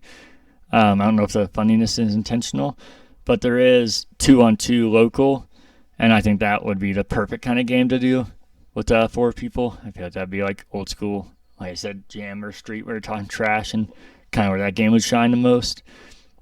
And then I also tried Gears Tactics during the stream, and I saw that. Oh, did you? Yeah, I backed out then though because I was like, I don't want to see spoilers. Yeah, no, I don't blame you. And that's the thing that's interesting me the most is the story and not really the gameplay. So I definitely get that. Like I said, I'm somebody who's never played a style of game like this, like XCOM or anything. I know what they're about, so that's why I know this is very similar. But I never played one, so for me, it was quite the learning curve. And I feel like the tutorial in this, which is probably like comparable to like the most simple things in a first-person shooter, where we're all like, "Oh my god, we gotta do this shit again." I feel like I was struggling with that when people play XCOM, probably just run through it, like I said, like we do with first-person shooter tutorials. So I don't think I'm any good at it, and even when I started feeling good, I was like, "Shit, I got this." Then I'd have a wrong setup, and my mission would just fall apart. The nice thing is they do give you checkpoints. I feel like a lot of those games, they're kind of like your mission's over, start over. So I feel like theirs is a lot more lenient, so it's not like, oh shit, now I gotta rebuild all this. But I probably only played like an hour of it, and I remember telling you that game's like 30 hours or whatever we talked about, so that's probably not gonna be something I beat anytime soon. Probably just play here and there, especially because if I was having that much trouble with it, unless it's one of those things where I play enough that I feel like I'm actually improving and get good at it, I think I'm going to struggle big time once you get to like boss levels and those kind of things, or like hordes are overtaking you. But it's definitely worth checking out, especially because on Game Pass we can play for free. And you're interested in the Gears story. It seems like I don't know what exactly the story is telling yet, but the cutscenes are on par with Gears of War and seem like it's a similar storytelling, which, like I said, is the biggest aspect for me. Then I felt the same way about Fallen Order, about how it was a huge learning process for me. Oh, So I think really? you should stick with it, man. Yeah, because it was frustrating and pissing me off, but um, I think it's best for me to branch out of fucking shooters because I play so many shooters.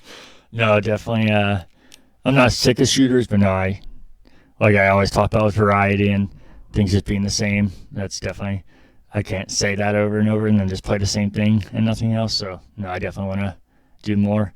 Um, I went back to some Nickelodeon Kart Racer for the stream since we did it last time, and also I'm not gonna lie to you, the theme towards like the later half of the night and kind of the beginning was seeing that you were had me in the achievement tracker and just talking a ton of shit about you, and Ryan was feeding off it and talking about how by the end of this I'd be ahead of you, and I'll get that into that and again here in a minute, but we played some Jackbox Party Pack 7, like I said, which, like I said, that's why I need to get better at learning where to talk about these things. And then played that for a decent amount of time. We actually had people dropping in and out, so sometimes we had like a few people, but at certain points we had like almost full games, which I did not expect, and was a ton of fun, especially when the games worked well for it.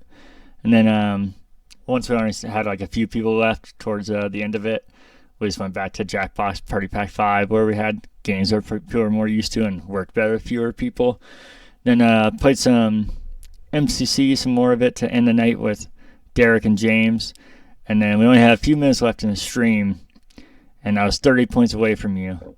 So like, oh shit, what do we do? What do we do? And I panicked, and they were all telling me the games I could play, and I was like, no, I gotta download that though. No, just hurry up and download. You can pay for it. No, you just gotta get ahead of him.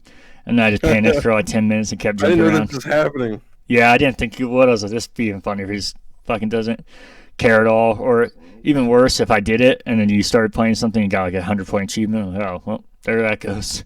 I was kind of hoping for that, even though I've been sad. It would have been funny. I jumped into Rare Replay at the end because Derek was like, you get an achievement for launching every game, but I wasn't getting them. Or I had auto save in each of them, so I wasn't getting that. So then compared to the climax of our last stream and the amazing ending, this was like the complete opposite. Just totally fizzled out at the end. It was so anticlimactic, but if you rewatch it, probably be funny in a different way.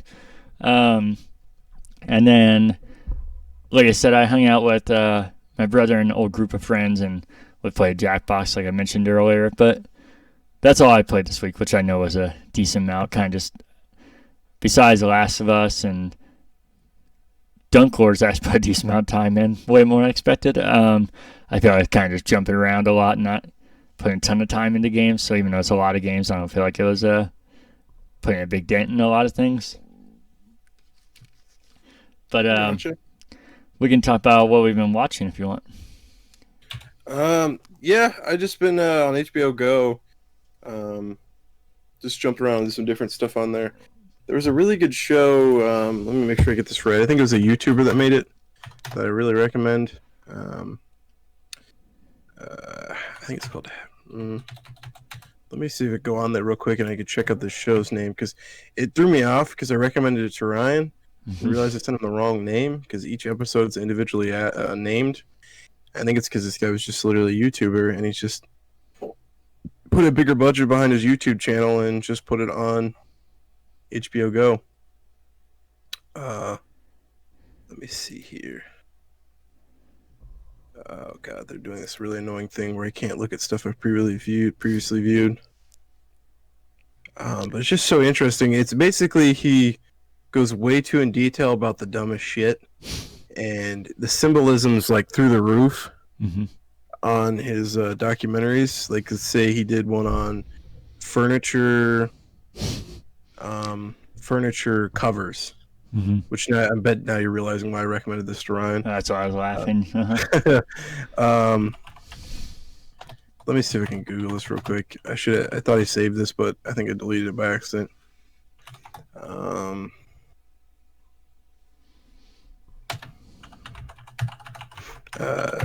So he just goes way too in detail, but he uses some crazy ass. It's called How To with John Wilson. Which already sounds like Ryan's barber. Yeah, couldn't get any more bland. Right? He says he's a filmmaker, but I still need to look it up. This guy's got a YouTube channel because this shit it's I don't know. I just strongly recommend you go watch it. The symbolism, like I can't. I don't know what the fuck he's doing if he's constantly filming life and just has the perfect B. Like, it's just a whole new take on B-roll as well. I've been addicted with the show, and it's fucking sucks because I'm at the end of it, and there's nothing else to watch. There's a Soviet filmmaker that we all had to fucking study in film classes. That I'm trying to get the name of, but he's like almost a modern version of this guy. Where it's the fucking, I don't know, dude. This might even better symbolism than South Park. I mean, there's like some. Initially, I turned it off because it got a little too. It's called the Soviet montage theory. Who started? Einstein, Sergei Einstein, I think is who started that. I'm just trying to make sure I get that right. I don't know. I don't fuck film school, man. It was fun, but I don't remember shit from it. Just go watch it, man. I don't know how else to describe this shit. You think it's so like specific about whatever thing he's talking about, like a furniture cover, but then it just gets way too in depth and deep behind the meaning of furniture covers and what they mean. And he will just, it's like a guerrilla style filming. I don't know. I'm trying to think of all these film terms, these douchey ass film terms that I could say. But this guy is an amazing filmmaker, and it's sad that this is not talked about more, and that I just accidentally found it.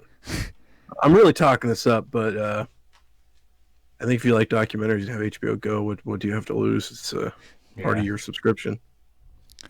I don't know if you'll like it or not, Casey. Maybe you will. Okay. The guy's fucking. He's almost so goofy and quirky that you hate him.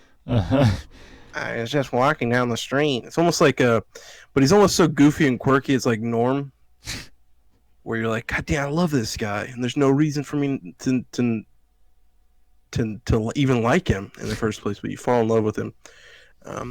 But initially, it was like almost a little too liberal. It starts off real fucking liberal. But yeah, and there's an episode on Mandela effect. Oh yeah. That I think you would get way too. I think you would laugh way too hard at, because it's he goes to a Mandela effect convention with all these Mandela effect people. That sounds miserable. I've never laughed so hard in my life, while at the same time being like, "What the fuck is this?" Like, not. Also, remember, I talk in absolutes, so if I'm like, "This thing's fucking amazing," it's kind of just how I talk. But it's amazing. Okay. So yeah, I've been obsessed with that, and there is a lot of football documentaries I want to start on HBO Go as well. Mm-hmm. So right now, my current obsession is just going through HBO Go and finding stuff. Another good one to check out on HBO Go is Asperger's Are Us, which I should recommend to Ryan as well. And then there's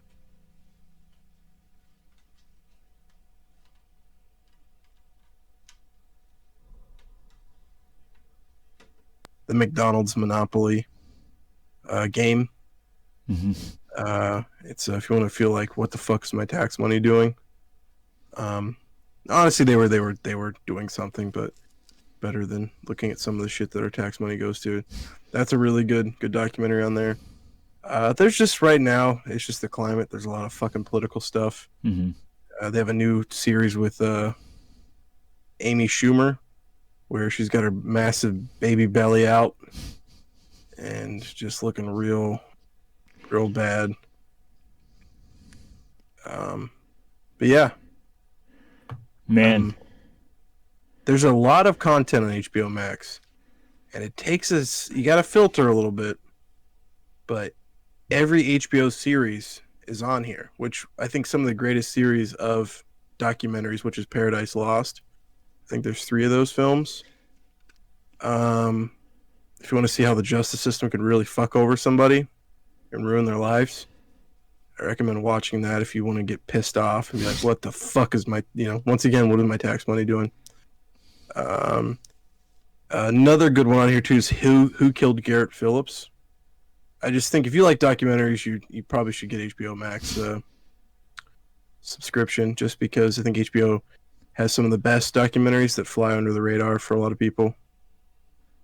But yeah, it's kind of expensive. It's $15 a month, but I'm on my 10 day trial, and I keep meaning to ask my dad what his cable login is, because I think if you pay for regular HBO, you get HBO Max for free, unless it's not true. A lot of Adult Swim shit on here too. Oh yeah. Yeah, big push from that. Which and another great show is called Joe Pera Talks with You. Mm-hmm. And prior to this, I could only find it on fucking. One time, I accidentally found it at my sister's house a few years ago, watching Adult Swim late at night, and was like, "What the fuck is that show called?" I recommend that one. That's my next one I'm going to recommend to Ryan to watch. Metalocalypse, which their DVDs from Metalocalypse are really expensive. Mm-hmm. They're all on here, C-Lab. So I can't say enough about HBO Max. I think content-wise, I know you talk about Netflix not having good content, especially initially, and how Game Pass has amazing content with some random stuff mixed in. This is like Game Pass for streaming services. Mm-hmm. So I think it's worth the $15. There's so much good content on here. Yeah. Okay. That's all I have to say. All right. I'm just gonna say two things before I get to what I've been watching. I'm not gonna lie to you. I dropped my controller again. It was only for like 10 seconds, but I realized when I did that your volume wasn't going up. So I don't know if when I dropped this, it actually drops your volume out. So if anybody's watching this, or especially if you're listening to it, but it randomly cut out 2 times because I'm an idiot and dropped the controller, that's the reason. So hopefully I don't drop it again. And then the next thing is, which this sucks because you actually can't see this, but I forgot something else I got for my birthday, something small, but it's this beautiful Halo Infinite pillow my sister got me. It's like it's actually the softest pillow I've ever felt. It's just like a mini pillow, but it's actually Halo Infinite, so I thought it was pretty cool. And then what I've been watching was, like I mentioned earlier, Lost, like we did last week. We won't be watching it tomorrow, or yesterday, I guess now. Today, whatever, Jesus, because of Thanksgiving, but we'll be back to it the week after that. And then I mentioned earlier how my family rented out a movie theater for us, and we watched Office Christmas Party, which is a movie I've seen before. I think it has its funny moments. It has some parts that tries too hard to be funny or thinks it's funny and not. But I think there's some solid funny moments. And like I said, my bar for Christmas movies, I judge completely different than other movies because I'm such a sucker for Christmas. So I definitely don't judge it as hard for that reason. I also watched Ohio State beat Indiana. I can't say they killed them. They were for a while. It looked like my prediction was going to be almost dead on. But then Indiana kind of came back on them. But Ohio State won, so that's all that matters. And then watched the Crew in their first playoff game. They advanced, which was awesome. Ryan came over. He brought over a Costco pizza, so I finally tried Costco pizza, Cody, because I know you've been talking about it. Wow, I wish I could have been there to experience it with you guys. Well, I was going to invite you, but I knew you wouldn't come over, so I mean, I don't know what you want. Let's hear it, man. What'd you think? Did you ask for light sauce? Yeah, I don't know if this is Ryan exaggerating, if this is Ryan. Basically, the guy was really rude and told him a pizza is a pizza, and that's how a pizza comes. And he threw a lot of Ryanism in there, but I don't know if the guy was being rude or... Well, I'd imagine what happens is, with it being automated, the guy was probably like, oh, that's just the way the pizza comes. Like, I can't change it. The fucking asshole. Fucking dick.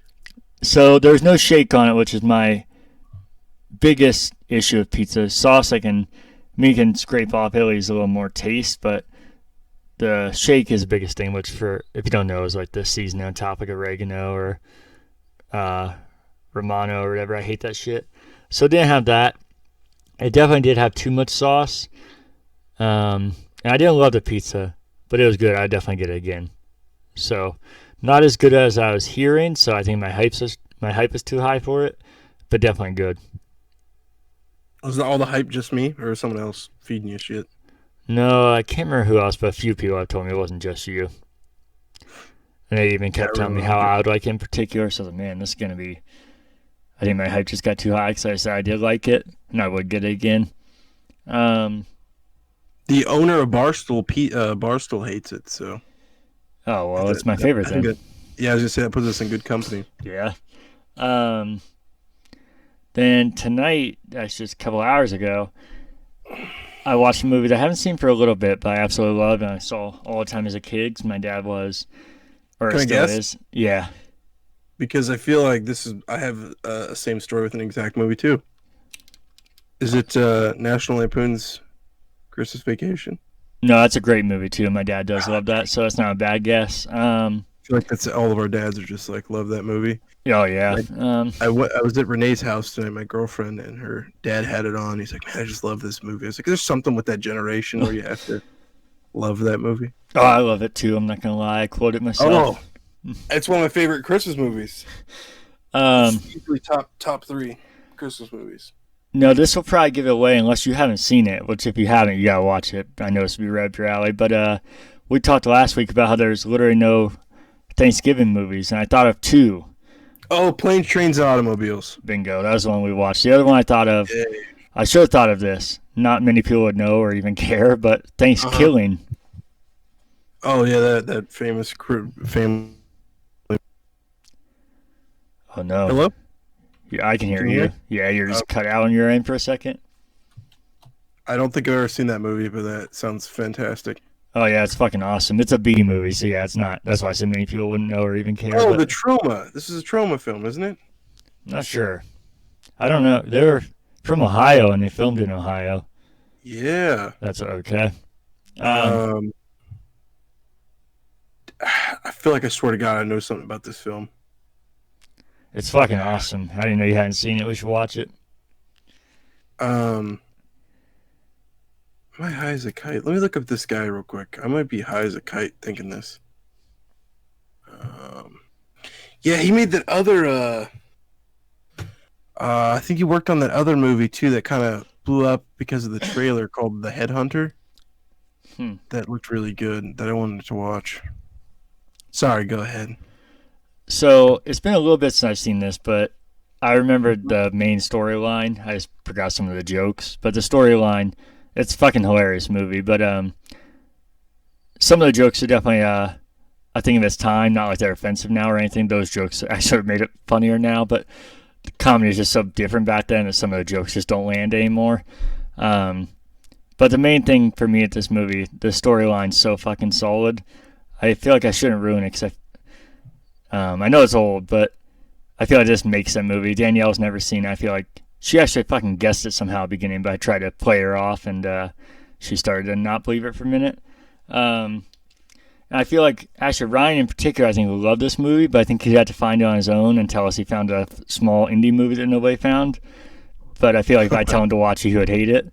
Danielle also kept saying it was like a documentary of me and Ryan, and she said the characters went back and forth. Sometimes I was Steve Martin, sometimes I was John Candy, and vice versa.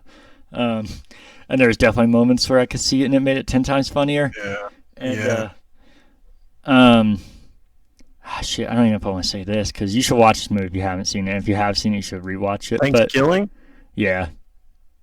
Yeah, I would be so down to watch that. Okay. It'd be funnier as John Candy. Are you talking about Planes, Trains, and Automobiles? Yeah. I've seen that. Oh, yeah, that's what I've been talking about. Wait. Did you ask me if I've ever seen Planes, Trains, and Automobiles? Yeah. Oh, I fucking love that movie. Yeah, I've seen that a lot. But I thought you were talking about Thanksgiving. No. The fuck? I feel like I'm high as a kite right now. So when I said no, I haven't seen that, you thought I was referring to Planes, Trains, and Automobiles. Well, no, I knew you were talking about that then. And then I said I was going to talk about Planes, Trains, and Automobiles. So, yeah, that was... Fuck, I'm so sorry. I don't know what the hell just happened to me. Oh, you're good. But I don't think I want to ruin, even though this movie's so old and I feel like everybody's seen it except Ryan. I don't even know if I want to ruin even one of the jokes, let alone the storyline is so good with it. But there's one moment where Steve Martin, if you know the movie, is talking to the person at the the bus check-in, whatever you want to call it, the attendant. Do you remember that? He's talking to the girl, and he goes off a bit of a tirade on her. Do you remember that? Yeah. That is straight Ryan, 100%, and that's already funny because, again, trying to step around spoiling So it. Danielle's never seen it? No, not till tonight. Damn, yeah, she's missing out. That's a great one. Yeah, but the movie is relatively innocent up to that point, and then it takes a turn that I forgot even happened, and it's so funny when that moment happens. But that moment is straight Ryan. And Ryan, if you haven't seen this movie, you should definitely watch it. But yeah, Thanksgiving, going back to that, is something that is funny in a completely different way and very dumb. And we should watch as a group. Or if not, I'm down to watch it just you, because I think me and you would feed off each other. Yeah, I'd be down for that. Also, I forgot Ben Stein was in Planes, Trains, and Automobiles. And he totally has the delivery and characteristics of our friend Pete. He's just so fucking dull that I know you know who Ben Stein is. I gotta Google him to get a refresher. I can tell you, Clear Eyes. Oh yeah, Clear Eyes, and then Bueller. Yeah, Bueller. So I recognized this and that, and while I was watching this movie, I was like, oh shit, that's so Pete. And then the only other thing I watched was today watched some NFL, as I always do on Thanksgiving. Always shitty games, always teams I don't care about. The Broncos haven't been on there for like 12 years, and the games are usually never close or that entertaining. It's just, definitely for me, I know for a lot of people, but I don't know about for everyone. That was just always on during Thanksgiving in the background. But that's all for me. We can get into the free games. This is another transitioning month, so this one gets a little complicated, but I tried to organize a little better for the Xbox because I feel like I kind of did backwards all along. I did it right for PlayStation, so I kept a trim with Xbox. So on 360, you have Lego Indiana Jones until November 30th, and Xbox One, you have Origami Shadow Edition till November 30th, and yeah, Slim Sanity till December 15th, and then starting transition over to next month, which is December, which is bonkers. You have something called the Raven Remastered, starting December 1st till December 30th. Do you know what that is? I never even heard of that. No, I've never heard of that either. And then on 360, you'll have Saints Row Gat Out of Hell, starting on December 1st, going until December 30th. And on PlayStation Plus, you have Mid-Earth Shadow of War and Hollow Knight Void Edition till November 30th. And then PS5, you have Bugsnax until January 4th. And then the new games were announced for PlayStation Plus starting December 1st and going until January 4th. And they are, I think it's a pretty good one. Worms Rumble, which is the Worm series, if you ever played that. They made it into a 35-player battle royale, which I think Worms, I talked about past episodes, I think that makes perfect sense for Worms. It doesn't seem like they're obviously feeding off what the current trend is, but that seems like a natural progression for that series. And I was curious about playing it, and it has crossplay, which is interesting because I'm sure it isn't the biggest audience, but PlayStation Plus will help it. So that is perfect for me. And you have Just Cause 4, which I know a lot of people really like, and it's free, so I'll be downloading it. And then you have Rocket Arena, which is that EA kind of old school shooter, like what do you call it? I guess arena shooter would be the best way to put it, but with a bunch of like Fortnite skin and looking shit in it. But I was actually curious. I thought it looked fun when they showed it at EA. But I know it's been bombing hard. It started at $40 and down to $10 within 2 weeks.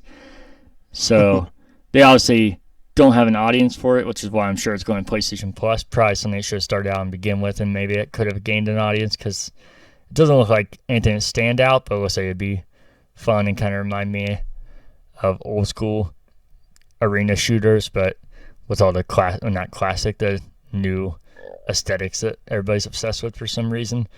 So I think that's a smart move there. And then that takes us to fake outrage if you have any this week. I do not.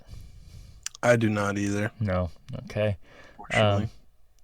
Should we wrap it up here then, you think? Sounds good, buddy. Since we'll be Black Friday shopping within a couple hours. So like I said, by the time you see this, we'll be done Black Friday shopping already and going into the next week of crazy pickups and all the nonsense. Woo! So as always, you can follow us on Instagram, Twitter, and Facebook at Current Backlog. And you can email any corrections, question, or feedback to currentbackloggers@gmail.com. Anything else you want to say? I love you. I love you too. Hey, let's get out of here, buddy. I was talking to the listeners, but okay. Bye. Bye.